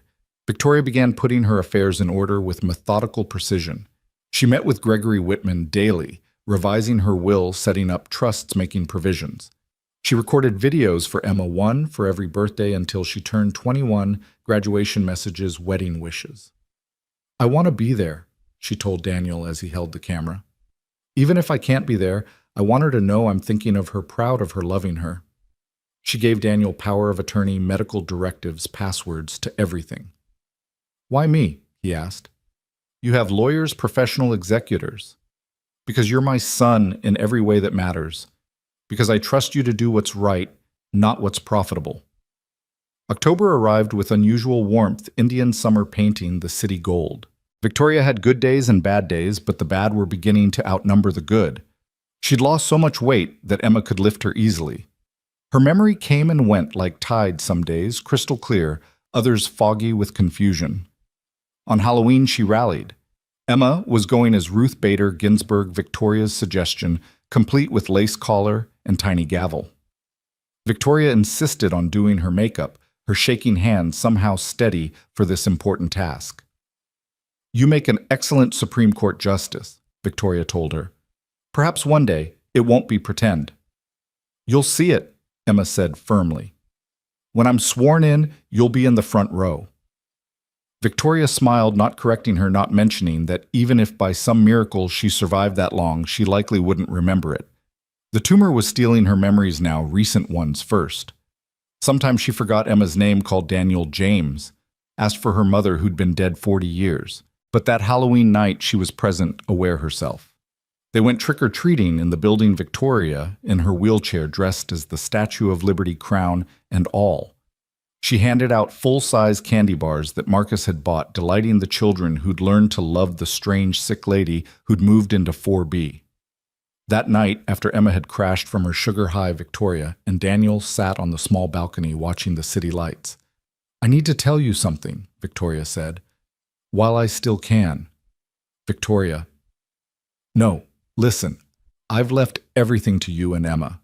The house, the money, all of it." Daniel started to protest, but she held up a trembling hand. "It's not charity. It's not even generosity. It's justice. You and Emma gave me something worth more than all the money in the world. You gave me a reason to fight a family, to love a purpose beyond waiting to die. The money is just paper. What you gave me was life." "We love you," Daniel said simply. "I know. That's the miracle. After James died, I thought I'd never be loved again, never love again. But here we are, three broken people who made something whole together." She was quiet for a moment, then continued. "There's something else. In James's desk in the secret drawer, he thought I didn't know about it. There's a letter. For Emma. Don't give it to her until she's 18. What does it say? The truth about her mother and me." Daniel frowned. What truth? But Victoria's eyes had gone unfocused, slipping into one of her confused moments. Sarah was such a lovely girl, so brave at the end. "You knew Sarah." Victoria blinked clarity, returning briefly. "The letter. When she's ready." Then she was gone again, talking to James about restaurant plans lost in a time before cancer, before loss, before Daniel and Emma existed in her world. November brought the first snow and Victoria's final decline. She stopped eating, her body refusing even water. Hospice was called, the apartment transformed into a vigil space. Emma refused to go to school, spending every moment possible with Victoria, reading to her, even when Victoria showed no signs of hearing. Friends came to say goodbye. The mayor's wife, the police chief, dozens of people whose lives Victoria had touched. Even Jonathan came standing awkwardly in the doorway until Victoria opened her eyes and saw him. "I forgive you," she whispered, and he fled in tears. On November 15th, a cold Tuesday that felt like any other day except it wasn't, Victoria opened her eyes with perfect clarity. She looked at Daniel, at Emma, at Agnes and Marcus, who'd been keeping vigil. "My family," she said clearly. "My beautiful family." She held Emma's hand, touched Daniel's face, smiled at each person in turn. "James is here," she said, looking at a corner of the room where no one stood. "He says it's time." "Not yet," Emma pleaded. "We haven't finished Pride and Prejudice. You promised we'd finish it together." Victoria squeezed her hand. "You'll finish it for me. And when you get to the part where Elizabeth realizes she loves Darcy, think of me. Love isn't always what we expect, is it? Sometimes it's a stranger in a restaurant who changes everything. Her breathing grew shallow. Daniel held Emma as she cried, feeling his own tears falling. "Thank you," Victoria whispered, "for seeing me, the real me. Not the widow, not the money, just me." "We love you," Emma said fiercely. "Forever and always." Victoria smiled. "Forever and always." She closed her eyes, her breathing slowing, spacing out. At 3:47 p.m., with her chosen family surrounding her, Victoria Hartwell took her last breath. The funeral was a contradiction, like Victoria herself. The service was held at the cathedral, attended by hundreds, a formal affair that would have made the society pages. But the reception was at Daniel's apartment building. The community room transformed with photos of Victoria's life. Not the formal portraits, but candid shots. Victoria teaching Emma to cook. Victoria and Daniel working on the Mustang. Victoria at Halloween Crown Askew laughing. Marcus catered making James's recipes. Mrs. Chen and the neighbors mixed with senators and CEOs, all united in grief and love for a woman who'd learned late in life that family isn't about blood or money or social standing. Gregory Whitman pulled Daniel aside during the reception. "We need to discuss the estate. It's substantial." "How substantial?" "Approximately $47 million plus the house and various investments." Daniel nearly fainted. That's impossible." James was very successful, and Victoria was an excellent investor. It's all yours and Emma's in trust until she's 25. But Daniel, there's something else. A letter Victoria left to be opened after the funeral. Daniel took the envelope with shaking hands. Inside was Victoria's handwriting, shaky but determined. "My dearest Daniel and Emma, if you're reading this, then I'm gone. Hopefully. Peacefully. Definitely loved. I have one last gift for you, though it may seem more burden than blessing. I want you to turn the Riverside house into a home for families like yours, single parents struggling to make ends meet while fighting for better lives. Call it Hartwell House. Make it a place where love matters more than money, where children can be children, where parents can breathe. Marcus has agreed to run the kitchen, providing meals so parents don't have to choose between working and cooking. Agnes will manage the house. There's enough money in the foundation I've established to run it indefinitely. But more than that, I want you to live there, not as caretakers, but as family. Make it the home James and I never got to fill with children. Fill it with laughter and chaos and the kind of love that transforms strangers into family. This isn't charity, my darlings. This is legacy. Not James's or mine, but ours, the three of us who found each other when we needed it most. All my love." Victoria P.S. Emma checked James's desk. The secret drawer is opened by pressing the rose carving. The letter inside is for you when you're older, but there's something else there for now. Emma raced to the house that afternoon, Daniel following. She found the drawer, pressed the rose, and gasped when it opened. Inside was a small velvet box and 2 envelopes, one marked for Emma on her 18th birthday, and another marked for Emma now. The box contained Victoria's pearl necklace, the one she'd worn that first night. The letter for now was short. "My dearest Emma. These pearls have been worn by strong women for over 100 years. First James's grandmother, a suffragette who fought for women's right to vote. Then his mother, who ran a business when women weren't supposed to. Then me, and now you. Wear them when you need to be brave. Wear them when you accept your Nobel Prize or argue before the Supreme Court, or simply need to remember that you are loved beyond measure. You made my last year worth living. You taught me that family is about choosing to love even when you know loss is coming. Forever and always." Grandma Victoria Emma put on the pearls immediately, the strand too long for her small neck, but perfect nonetheless. That December, Hartwell House opened its doors. The first family to move in was a young mother with twin boys fleeing an abusive relationship. Then came a widowed father with 3 daughters. A grandmother raising her grandson while his parents battled addiction. Daniel and Emma took the top floor of the same rooms Victoria and James had shared. It felt right, like coming full circle. The house filled with the sounds it had always craved: children laughing, families arguing, and making up life in all its messy glory. Marcus ran the kitchen like a maestro, creating miracles from simple ingredients, teaching anyone who wanted to learn.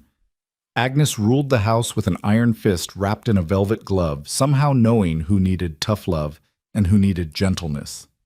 And in the library, in a place of honor, sat a photo from that first night at Le Jardin Étoilé. Not a photo anyone had taken, but one Emma had drawn from memory. 3 figures at a fancy table, an unlikely family, just beginning to discover each other. Spring arrived at Hartwell House with a chaos that would have made Victoria laugh. 7 families now called it home, and the morning symphony of slamming doors, crying babies, and hurried breakfasts had become Daniel's new normal. He stood in the industrial kitchen at 5 a.m., helping Marcus prep breakfast for 32 people when Gregory Whitman called. "Daniel, we have a problem. Jonathan Hartwell is contesting the will." Daniel's hand stilled on the knife he was using to dice potatoes. On what grounds? He got his $700,000. He's claiming undue influence, that Victoria wasn't mentally competent when she changed her will. He's also suggesting that you hastened her death. The knife clattered to the counter. He's suggesting I killed her. Not directly, but he's implying that you influenced her medical decisions, encouraged her to refuse certain treatments. He's demanding an autopsy. She's been buried for 4 months. I know, it's grotesque, but he's found a judge who's willing to hear the case. Daniel, I need you to know if he wins. Everything could be reversed. The house, the foundation, Emma's trust. Everything. Marcus, who'd been listening while stirring oatmeal, spoke up. That parasite. Victoria knew exactly what she was doing. We all saw it. We need to prove that Gregory said through the speaker. I need every record, every video, every piece of evidence that Victoria was competent. The hearing is in 2 weeks. After the call, Daniel slumped against the counter. They'd built something beautiful here, something that honored Victoria's memory. 17 children were thriving in stable homes.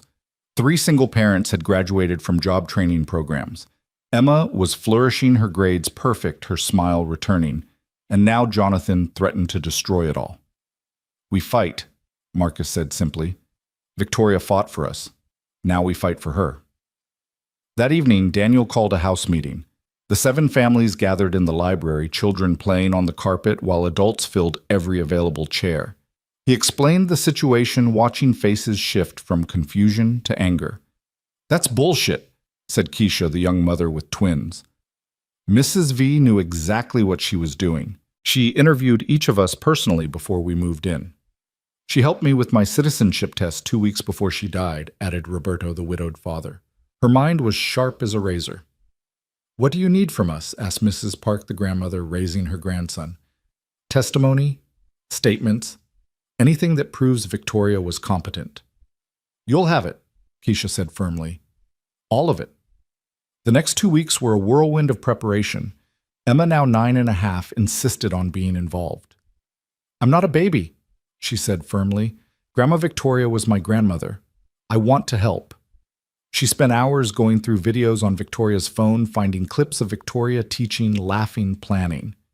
There was one from just a week before she died, Victoria explaining the legal structure of the foundation with perfect clarity, even as her body failed. But it was Mrs. Chen from their old apartment building who provided the most damning evidence against Jonathan. I clean offices at night, she said, arriving at Hartwell House with a box of papers, including the office of Mr. Jonathan Hartwell's accountant. I maybe accidentally copied some very interesting documents. The documents showed Jonathan's debts were far worse than even Victoria had known. He owed over $2 million to various creditors, had been embezzling from his company, and was days away from federal indictment for tax fraud. This is illegally obtained, Gregory said, though he was studying the papers intently. We can't use it directly. But knowing about it helps, Daniel said. We can find legal ways to discover the same information. Exactly. The morning of the hearing arrived gray and oppressive. Daniel, dressed in his best suit bought with his first engineering job paycheck, a position he'd gotten with his degree that Victoria's scholarship had enabled. Emma wore the pearls over her school uniform, insisting they would bring luck. The courthouse was packed. Word had spread through Victoria's social circle, and many had come to support Daniel. But Jonathan had his supporters too. Society vultures who resented Victoria's money going to those people. Jonathan sat with his legal team, 3 lawyers in suits that screamed billable hours. He'd lost weight, his handsome face gaunt, his eyes desperate. The federal indictment had come through 3 days ago. Without Victoria's money, he was facing prison and possibly worse from his creditors. Judge Patricia Chen presided again, which Gregory said was good news. She saw through Jonathan once. She'll do it again. Jonathan's lawyers presented their case first. They'd found a psychiatrist who'd never met Victoria but was willing to testify that brain tumors could cause personality changes and impaired judgment. They presented financial records showing the suspicious timing of the will changes. They even suggested that Daniel had isolated Victoria from her real friends. Mrs. Hartwell was a prominent society figure, Jonathan's lead attorney argued. Then suddenly she's living in a cramped apartment with strangers, giving away millions to people she'd known for mere months. This isn't generosity, it's exploitation.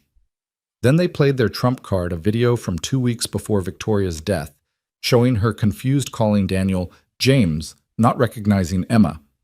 This woman, the attorney said, was clearly not competent to make financial decisions.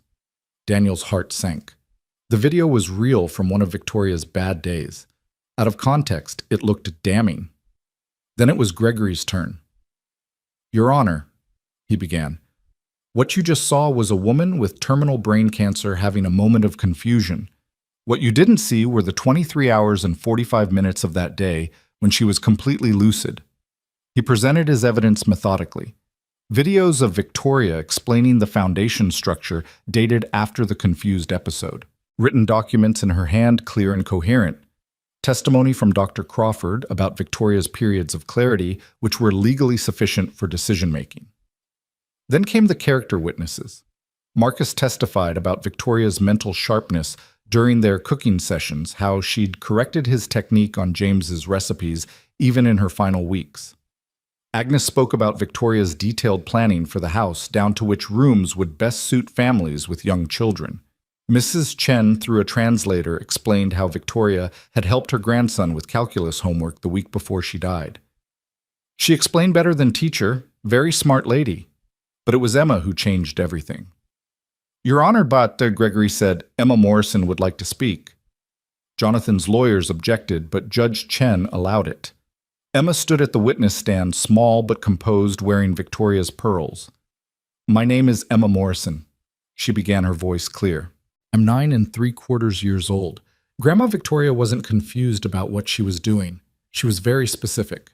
She pulled out a notebook, Victoria's planning journal, which Emma had found in the desk. She wrote everything down when her hands could still write. "Look." Emma opened the journal, showing pages of notes. She interviewed every family before they moved in. She wrote down their stories, their needs, their children's names. Does that sound confused to you? She flipped to another page. Here's her plan for the foundation. She calculated how much money would be needed to run the house for 50 years. She set up education funds for every child. She even planned what flowers to plant in the garden based on which ones would make the children happy. Emma looked directly at Jonathan. "You think because she sometimes forgot names that she forgot how to think. My mom forgot our names sometimes too when she was dying, but she still knew she loved us." Grandma Victoria knew exactly what she was doing. She was building something that would last longer than any of us. She held up another page. This is from 3 days before she died. She wrote, "Jonathan will contest the will. He's desperate, and desperate people do desperate things. Make sure Daniel has good lawyers. Make sure Emma knows I was sound of mind when I chose them. Money is just paper. Love is the only real legacy." The courtroom was silent. Emma continued, "You want to know about undue influence. The only person who tried to influence Grandma Victoria was you, Mr. Jonathan. She has pages about your calls, your threats, your debts. She knew about the tax fraud before the IRS did."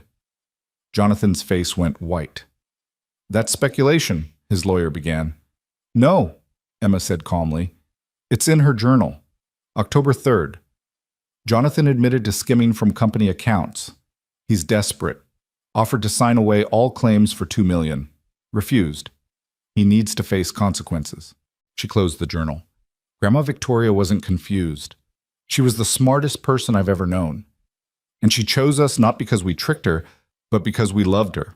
We loved her when she was bald from chemo. We loved her when she couldn't remember our names. We loved her when she was scared and sick and dying. That's what family does. Judge Chen was visibly moved. Thank you, Emma. You may step down. But Emma wasn't finished. Wait, there's one more thing. She pulled out an envelope. Grandma Victoria gave me a letter to open on my 18th birthday, but she also said if Jonathan contested the will, I should open it early. Objection, Jonathan's lawyer shouted. That could be anything. I'll allow it, Judge Chen said. Emma opened the envelope with careful fingers and began to read. My dearest Emma, if you're reading this before your 18th birthday, it means Jonathan has done exactly what I expected. I'm sorry you have to deal with this, but you're strong enough. You've been strong enough since you were 8 years old standing in that restaurant trying not to cry. I need you to know the truth. Your mother and I knew each other. We were in the same cancer ward, she in room 304, me visiting James in room 318. This was 18 months before that night at the restaurant. Your mother was alone during many of her treatments. Your father was working desperately to pay bills. So I sat with her. We talked for hours. She told me about you, about Daniel, about her fears and hopes. The day before she died, she asked me to watch over you both. She said, they're going to need someone and Daniel's too proud to ask for help. I promised I would find you. It took me 6 months after she died to work up the courage. I ate at Le Jardin every Friday, hoping to see you. When you finally walked in on your birthday, I recognized you immediately. Sarah's eyes. Daniel's determination. I didn't plan what happened next.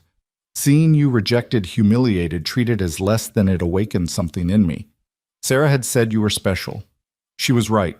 Everything that followed was my choice made with complete clarity. The scholarship, the friendship, the will, all of it was what I wanted, what Sarah wanted, what James would have wanted. Jonathan will claim I was manipulated. The truth is, I manipulated events to bring us together. I orchestrated our meeting. I chose you before you ever chose me. If that's undue influence, then I'm guilty. But I was never confused, never incompetent, never exploited. I was a woman honoring a promise to another dying mother and finding a family in the process. All my love, Victoria. P.S. Tell Jonathan that James always knew he was stealing from the company. We have evidence dating back 3 years. It's in a safety deposit box at First National Box 472. The key is taped under James's desk drawer. The courtroom erupted. Jonathan's lawyers were frantically whispering. Jonathan himself looked like he might faint. Judge Chen called for order. Mr. Hartwell, she said coldly, would you like to respond to these allegations? Jonathan stood on shaking legs. I withdraw the contest. You withdraw? Yes. Your Honor, I was mistaken about my aunt's mental state. How convenient. Judge Chen's voice could have frozen fire. Mr. Hartwell, I find your challenge to be not only without merit, but brought in bad faith. You've wasted this court's time and caused immense distress to a grieving family. She turned to Daniel and Emma. The will stands as written. Furthermore, Mr. Hartwell, you will pay all legal fees associated with this case, and I'm forwarding this entire transcript to the federal prosecutor handling your tax case. I'm sure they'll find it illuminating. The gavel came down with finality. Outside the courthouse, Jonathan approached them one last time. He looked broken, aged 10 years in the past months. The safety deposit box, he said quietly. Does it really exist? Emma looked at him with Victoria's sharp gaze. Open the drawer and find out. He walked away without another word. Later they learned he'd fled the country that night, leaving behind debts charges and a legacy of greed that would follow him forever. Back at Hartwell House, the 7 families had prepared a celebration. Banners reading Victoria's Legacy Lives hung from the windows. Marcus had cooked a feast. The children had made cards saying, "Thank you, Emma," with crooked letters and earnest drawings. That evening, as the house settled into peaceful chaos, homework at the dining table, babies being bathed, teenagers arguing over the TV remote, Daniel found Emma in the library reading the letter again. She knew my mom, Emma said wonderingly. All that time she knew her. Are you angry she didn't tell us? Emma considered this. No, I think she wanted us to love her for her, not because of Mom. Does that make sense? Perfect sense. Dad, Emma asked, using the title she'd recently graduated to from Daddy. Do you think Mom and Grandma Victoria are together now? Watching us? Daniel pulled her close. I think they're probably critiquing our cooking and planning our futures and arguing about whether you should go to Harvard or Yale. Emma laughed. MIT. I want to be an engineer like you. Victoria would say you should be whatever makes you happy. Then I want to be everything. Engineer, lawyer, chef, writer. Grandma Victoria said there's no rule that says we can only be one thing. She was right. She usually was. A knock at the door interrupted them. It was Keisha holding her twins' hands. Sorry to bother you, but the boys wanted to say goodnight to Miss Emma. She promised to read them a story. Emma jumped up. I promised them dragons tonight. Is that okay, Dad? Go ahead. But not too scary. Remember what happened last time. As Emma led the boys away, chattering about friendly dragons who ate vegetables, Keisha lingered.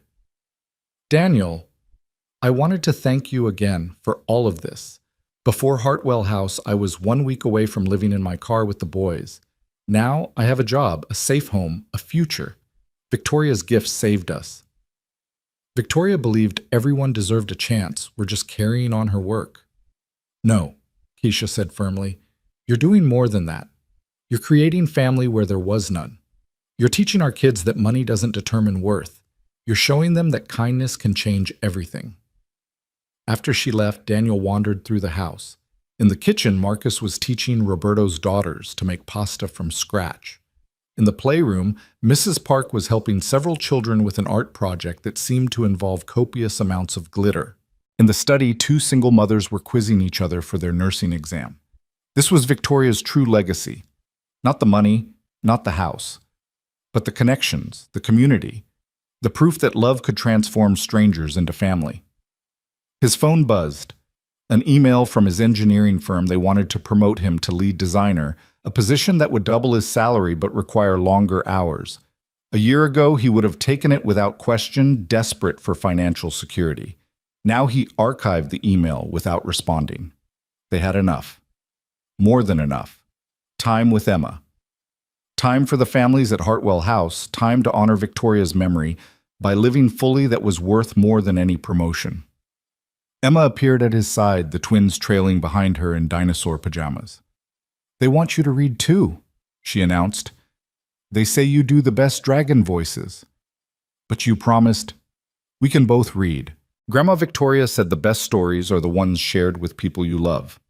As Daniel settled into the library's biggest armchair with Emma and the twins, more children appeared drawn by the promise of stories. Soon he had 8 kids arranged around him, the older ones helping the younger ones see the pictures. Once upon a time, Daniel began, there was a dragon who was very, very lonely. Like Grandma Victoria was, one of the children piped up. Yes, Daniel agreed. Just like that. But then the dragon met a special family, and they loved him even though he breathed fire sometimes, Emma added. Exactly. They loved him especially when he breathed fire because they knew that's when he needed love the most. As he read weaving Victoria's story into the fairy tale, Daniel felt a presence warm, approving, loving.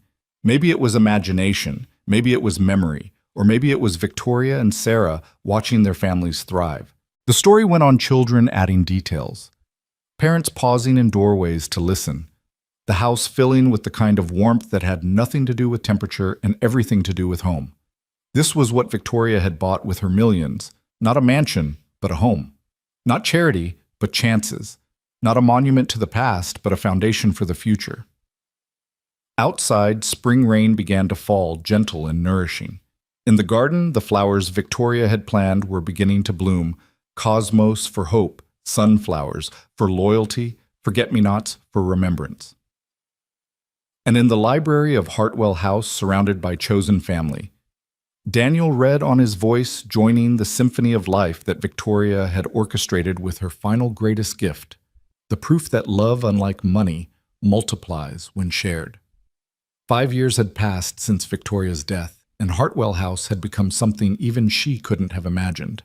The morning of Emma's 14th birthday dawned crisp and bright, with Daniel standing in the garden Victoria had designed, watching the sunrise paint the city gold.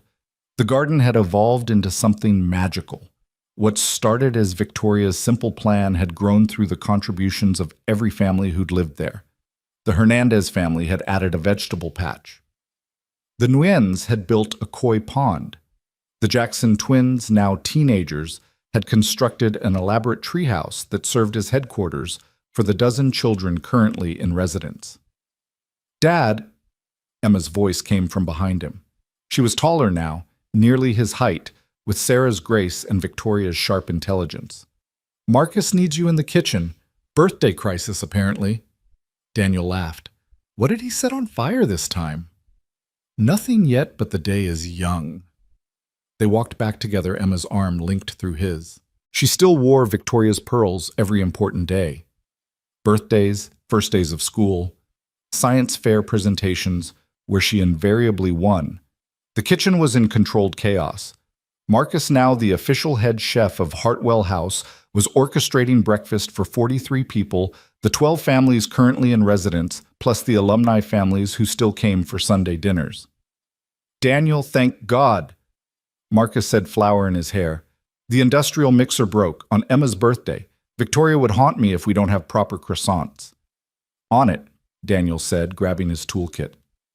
5 years of maintaining Hartwell House had made him an expert in everything from industrial appliances to 100-year-old plumbing. As he worked, he listened to the familiar morning symphony. Keisha, now a registered nurse, was helping her twins with homework. They were 13 now, honor students, both their futures bright with possibility. Roberto's daughters were practicing violin in the music room instruments donated by a symphony member who'd heard about Hartwell House. Mrs. Park was teaching Korean to a group of children in the library cultural heritage, being something Victoria had insisted on preserving. The mixer repaired Daniel, grabbed coffee, and found his usual spot at the corner table where he could observe everything. This had been Victoria's spot when she'd lived her final months here, and he'd inherited it along with so much else. Gregory Whitman arrived as breakfast was being served, carrying a thick envelope. "Happy birthday, Emma," he said, hugging her. He'd become like an uncle over the years, handling the foundation's legal matters pro bono. "And Daniel, we need to talk, privately."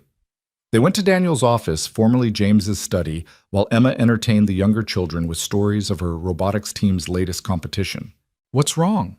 Daniel asked, recognizing Gregory's serious expression. "Nothing's wrong, but something's happened.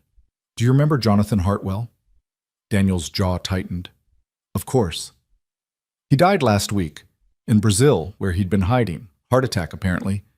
Daniel felt a complex mix of emotions, not satisfaction exactly, but a sense of cosmic justice. "There's more," Gregory continued. "Before he died, he sent this."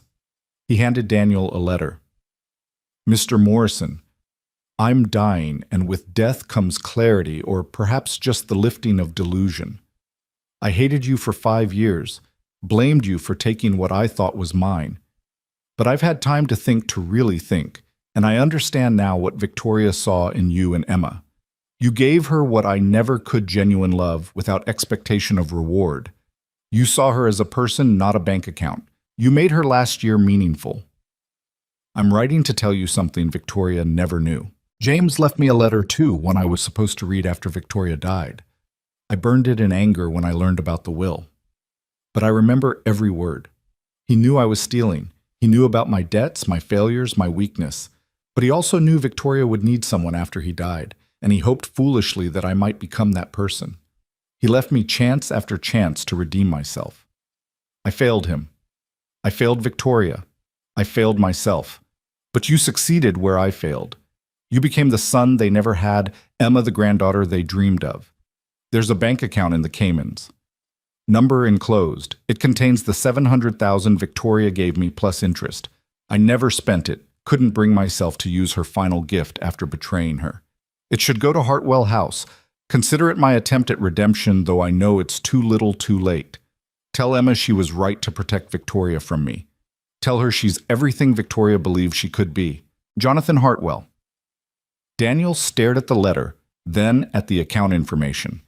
Nearly $1 million, enough to fund Hartwell House's programs for 2 more years. Can we accept this, Scott? He asked Gregory. Legally, yes. Morally, that's your call. Daniel thought of Victoria, of what she would do.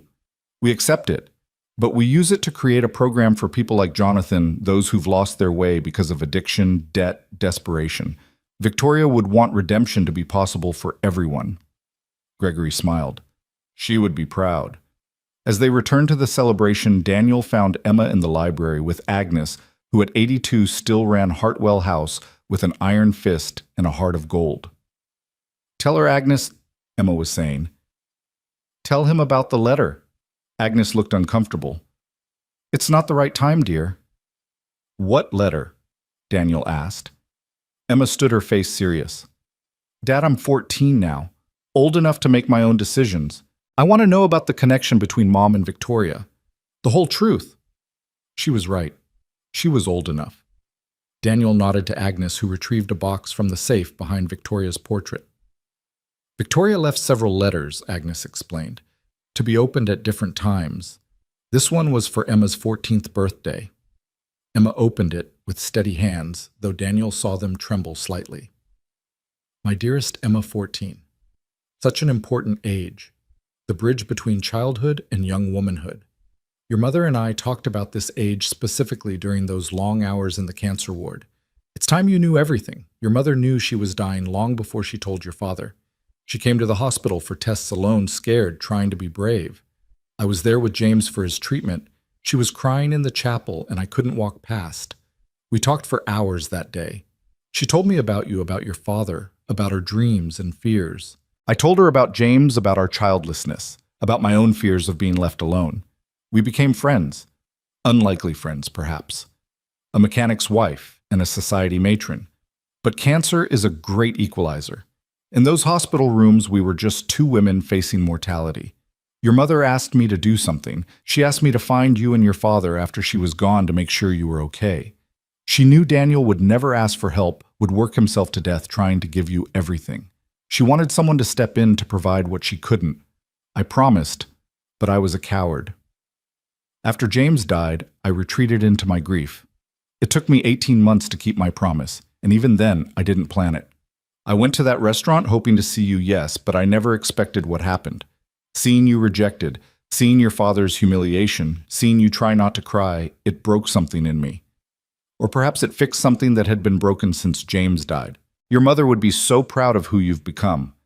The brilliant, compassionate, fierce young woman who stands up for others, who solves complex problems, who loves without reservation. But here's what I need you to understand. You're not living the life your mother planned for you. You're living a better one.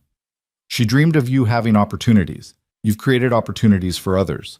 She hoped you'd be educated. You're educating entire families. She wanted you to be loved. You've become love itself, spreading it wherever you go. The enclosed key opens a safety deposit box at First National Bank. Inside is something your mother left for your 14th birthday, along with something from me. Happy birthday, my darling girl. You are proof that love transcends death, that families can be chosen, that grace can emerge from grief, forever and always.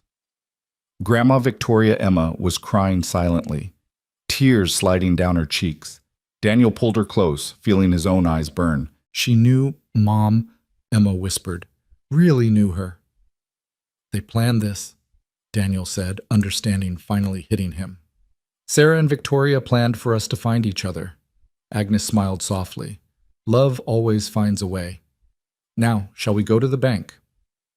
They went that afternoon, Emma clutching the key. The safety deposit box contained 2 items, a jewelry box and a thick envelope. The jewelry box held Sarah's engagement ring, the one Daniel had sold to pay for her treatment, or thought he had.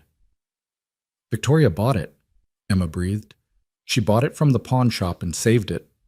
The envelope contained letters from Sarah, 1 for each birthday from 14 to 21, and a longer one for her wedding day. But on top was a note in Victoria's handwriting. Emma, your mother wrote these during her final weeks. I promised to deliver them at the right times, but you're stronger than she imagined, you'd be wiser than she dared hope. Read them when you feel ready, not when the calendar says you should. Time is just a construct. Love is eternal. That evening, Hartwell House celebrated Emma's birthday with its usual chaos. 43 voices sang Happy Birthday in at least 6 languages. Marcus had created a cake that looked like a DNA double helix. Emma's current obsession was genetics. The little ones performed a play they'd written about a princess who became a scientist and saved the kingdom with solar panels. But the real gift came after dinner when the doorbell rang. Daniel opened it to find a woman in her 40s, well-dressed but nervous, holding the hand of a boy about 10. "Is this Hartwell House?" she asked. "Yes. Can I help you?" "My name is Margaret Chen. No relation to Mrs. Chen from your old building. This is my son Michael. I heard you help single parents. My husband died 6 months ago. Cancer. I'm about to lose our house. My job won't cover childcare, and I don't know what to do." Daniel saw Emma appear beside him, Victoria's pearls catching the light. "Come in," Emma said warmly. "You're just in time for cake. We always have too much cake." As they led the bewildered woman and her son inside, Daniel felt that familiar presence, Sarah and Victoria, perhaps, or just the accumulated love of all who'd found shelter here. "How many families can the house hold?" Margaret asked, looking around in wonder at the controlled chaos of children playing parents helping with homework, teenagers arguing over video games. "As many as need it," Emma answered. "That's what Grandma Victoria always said, love expands to fill whatever space you give it." Later that night, after Margaret and Michael had been settled into the recently vacated room 7 after the birthday dishes were done, and the house had settled into nighttime quiet, Daniel found Emma on the roof garden reading her mother's first letter by moonlight. "Want company?" he asked. She nodded, scooting over on the bench Victoria had installed for stargazing. "Mom says she's proud of me," Emma said quietly. But how could she know she'd be proud? She didn't know what I'd become. "She knew you," Daniel said. "Your core, your heart. That hasn't changed, just grown stronger." "Dad, do you think we've done enough with Hartwell House with Victoria's money?" Daniel looked out over the city lights, twinkling like earthbound stars. In 5 years, Hartwell House had sheltered 43 families, seen 28 parents graduate from education programs, helped 16 families transition to independent housing. The ripple effects were immeasurable: children who'd been homeless now excelling in school, parents who'd been desperate now mentoring others, a community that proved family wasn't about blood, but about choice. "Victoria once told me that we can't save everyone," he said, "but we can save someone, and that someone might save someone else, and on like ripples in a pond. The butterfly effect." Emma said, her scientific mind making connections. Small actions creating massive change over time. "Exactly." They sat in comfortable silence. Then Emma asked, "Do you ever think about what would have happened if we hadn't gone to the restaurant that night, all the time?" "I think we would have found each other anyway," Emma said with the confidence of 14. "Mom and Victoria planned it. The universe conspired for it. Love demanded it." Before Daniel could respond, Marcus appeared on the roof, phone in hand. "Daniel, you need to see this." The phone showed a news article. Hartwell House model to be replicated, nationwide federal grant funds, 10 new houses. Daniel read in shock. A federal initiative inspired by Hartwell House's success was funding similar homes in 10 major cities. The grant specifically cited their model of combining housing, education, childcare, and community support. "Victoria's legacy," Marcus said softly. "It's spreading." Emma stood, Victoria's pearls catching the moonlight. "We need to prepare. They'll want to know how we did it, how to replicate it." "You sound like Victoria," Daniel said, smiling. "Good. Someone needs to." The next morning brought chaos of a different sort. News crews arrived wanting to tell the Hartwell House story. Government officials came to study their model. Other cities sent representatives to learn. Emma handled it all with remarkable poise, giving tours, explaining programs, sharing Victoria's philosophy of radical hospitality and chosen family. Watching her, Daniel saw Sarah's compassion, Victoria's intelligence, and something uniquely Emma, a fierce determination to expand the circle of love ever wider. That afternoon, as the last news crew was packing up, a familiar figure appeared in the doorway. Thomas Brennan, the private investigator who'd helped them fight Jonathan years ago, now graying but still sharp-eyed. Mr. Morrison. Miss Morrison, he said formally, then broke into a grin. Hell of a thing you've built here. Thomas. Emma hugged him enthusiastically. Did you see the news? We're going national. I did. That's actually why I'm here. He pulled out an envelope. I've been hired to investigate Hartwell House. Daniel tensed. By whom? Anonymous client. They want to know if this place is real, if the stories are true, if it's worth a significant investment. How significant? 8 figures significant. Emma whistled. That would fund Titi. 50 more houses. Thomas finished. My client wants to create the Victoria Hartwell Foundation dedicated to replicating this model globally. But first they need to know it works the way the stories claim. So investigate, Daniel said simply. We have nothing to hide. Thomas smiled. I already have. I've been watching for 3 months interviewing former residents, reviewing finances. My report is complete. He handed them a thick folder. I concluded that Hartwell House isn't just successful, it's revolutionary. You've created a replicable model for addressing homelessness, supporting single-parent families, and building genuine community. The success rate is unprecedented. 92% of families who stay here for 6 months or more achieve stable, independent housing within 2 years. Who's your client? Emma asked. They'll reveal themselves if you accept the funding. But I can say this, they knew Victoria. They were inspired by her transformation in her final year. They want to honor that. Daniel and Emma exchanged glances. Another mystery benefactor, another gift from Victoria's past. We accept, Emma said without hesitation. But with conditions. Each house must maintain Victoria's principles. No family turned away for lack of money, decisions made by resident councils, and every house must have a library. Thomas laughed. They said you'd say that. They agreed to all terms. As Thomas left, promising the mysterious benefactor would be in touch. Emma turned to Daniel. Do you think Victoria planned this too? Even this? Daniel thought about it. No, I think she started something bigger than even she imagined. She planted seeds of kindness, and we're just now seeing what grows from them. That evening, during their traditional birthday dinner recap, the 12 families currently in residence gathered in the library. Margaret Chen and her son Michael were there, still looking overwhelmed but hopeful. The Jackson twins were helping serve dessert. Mrs. Park was teaching the younger children to fold paper cranes for decoration. Emma stood tapping her glass for attention, a gesture pure Victoria. 5 years ago, she began. A lonely widow took a chance on a struggling father and his daughter. She gave us more than money, she gave us purpose, family, and the radical idea that love doesn't divide when shared, it multiplies. She looked around the room at faces that had become family. Now we have a chance to multiply that love again. To create 50 more places like this, 50 more homes where families aren't just sheltered, but transformed. Where children aren't just safe, but thriving. Where single parents aren't just surviving, but succeeding. She raised her glass of apple cider, Victoria's favorite. To Victoria Hartwell, who taught us that the best families are the ones we choose. To my mom, Sarah Morrison, who made sure we'd be caught when we fell. To all of you who prove every day that strangers are just family we haven't met yet. To family, the room chorused, glasses clinking. Later, much later.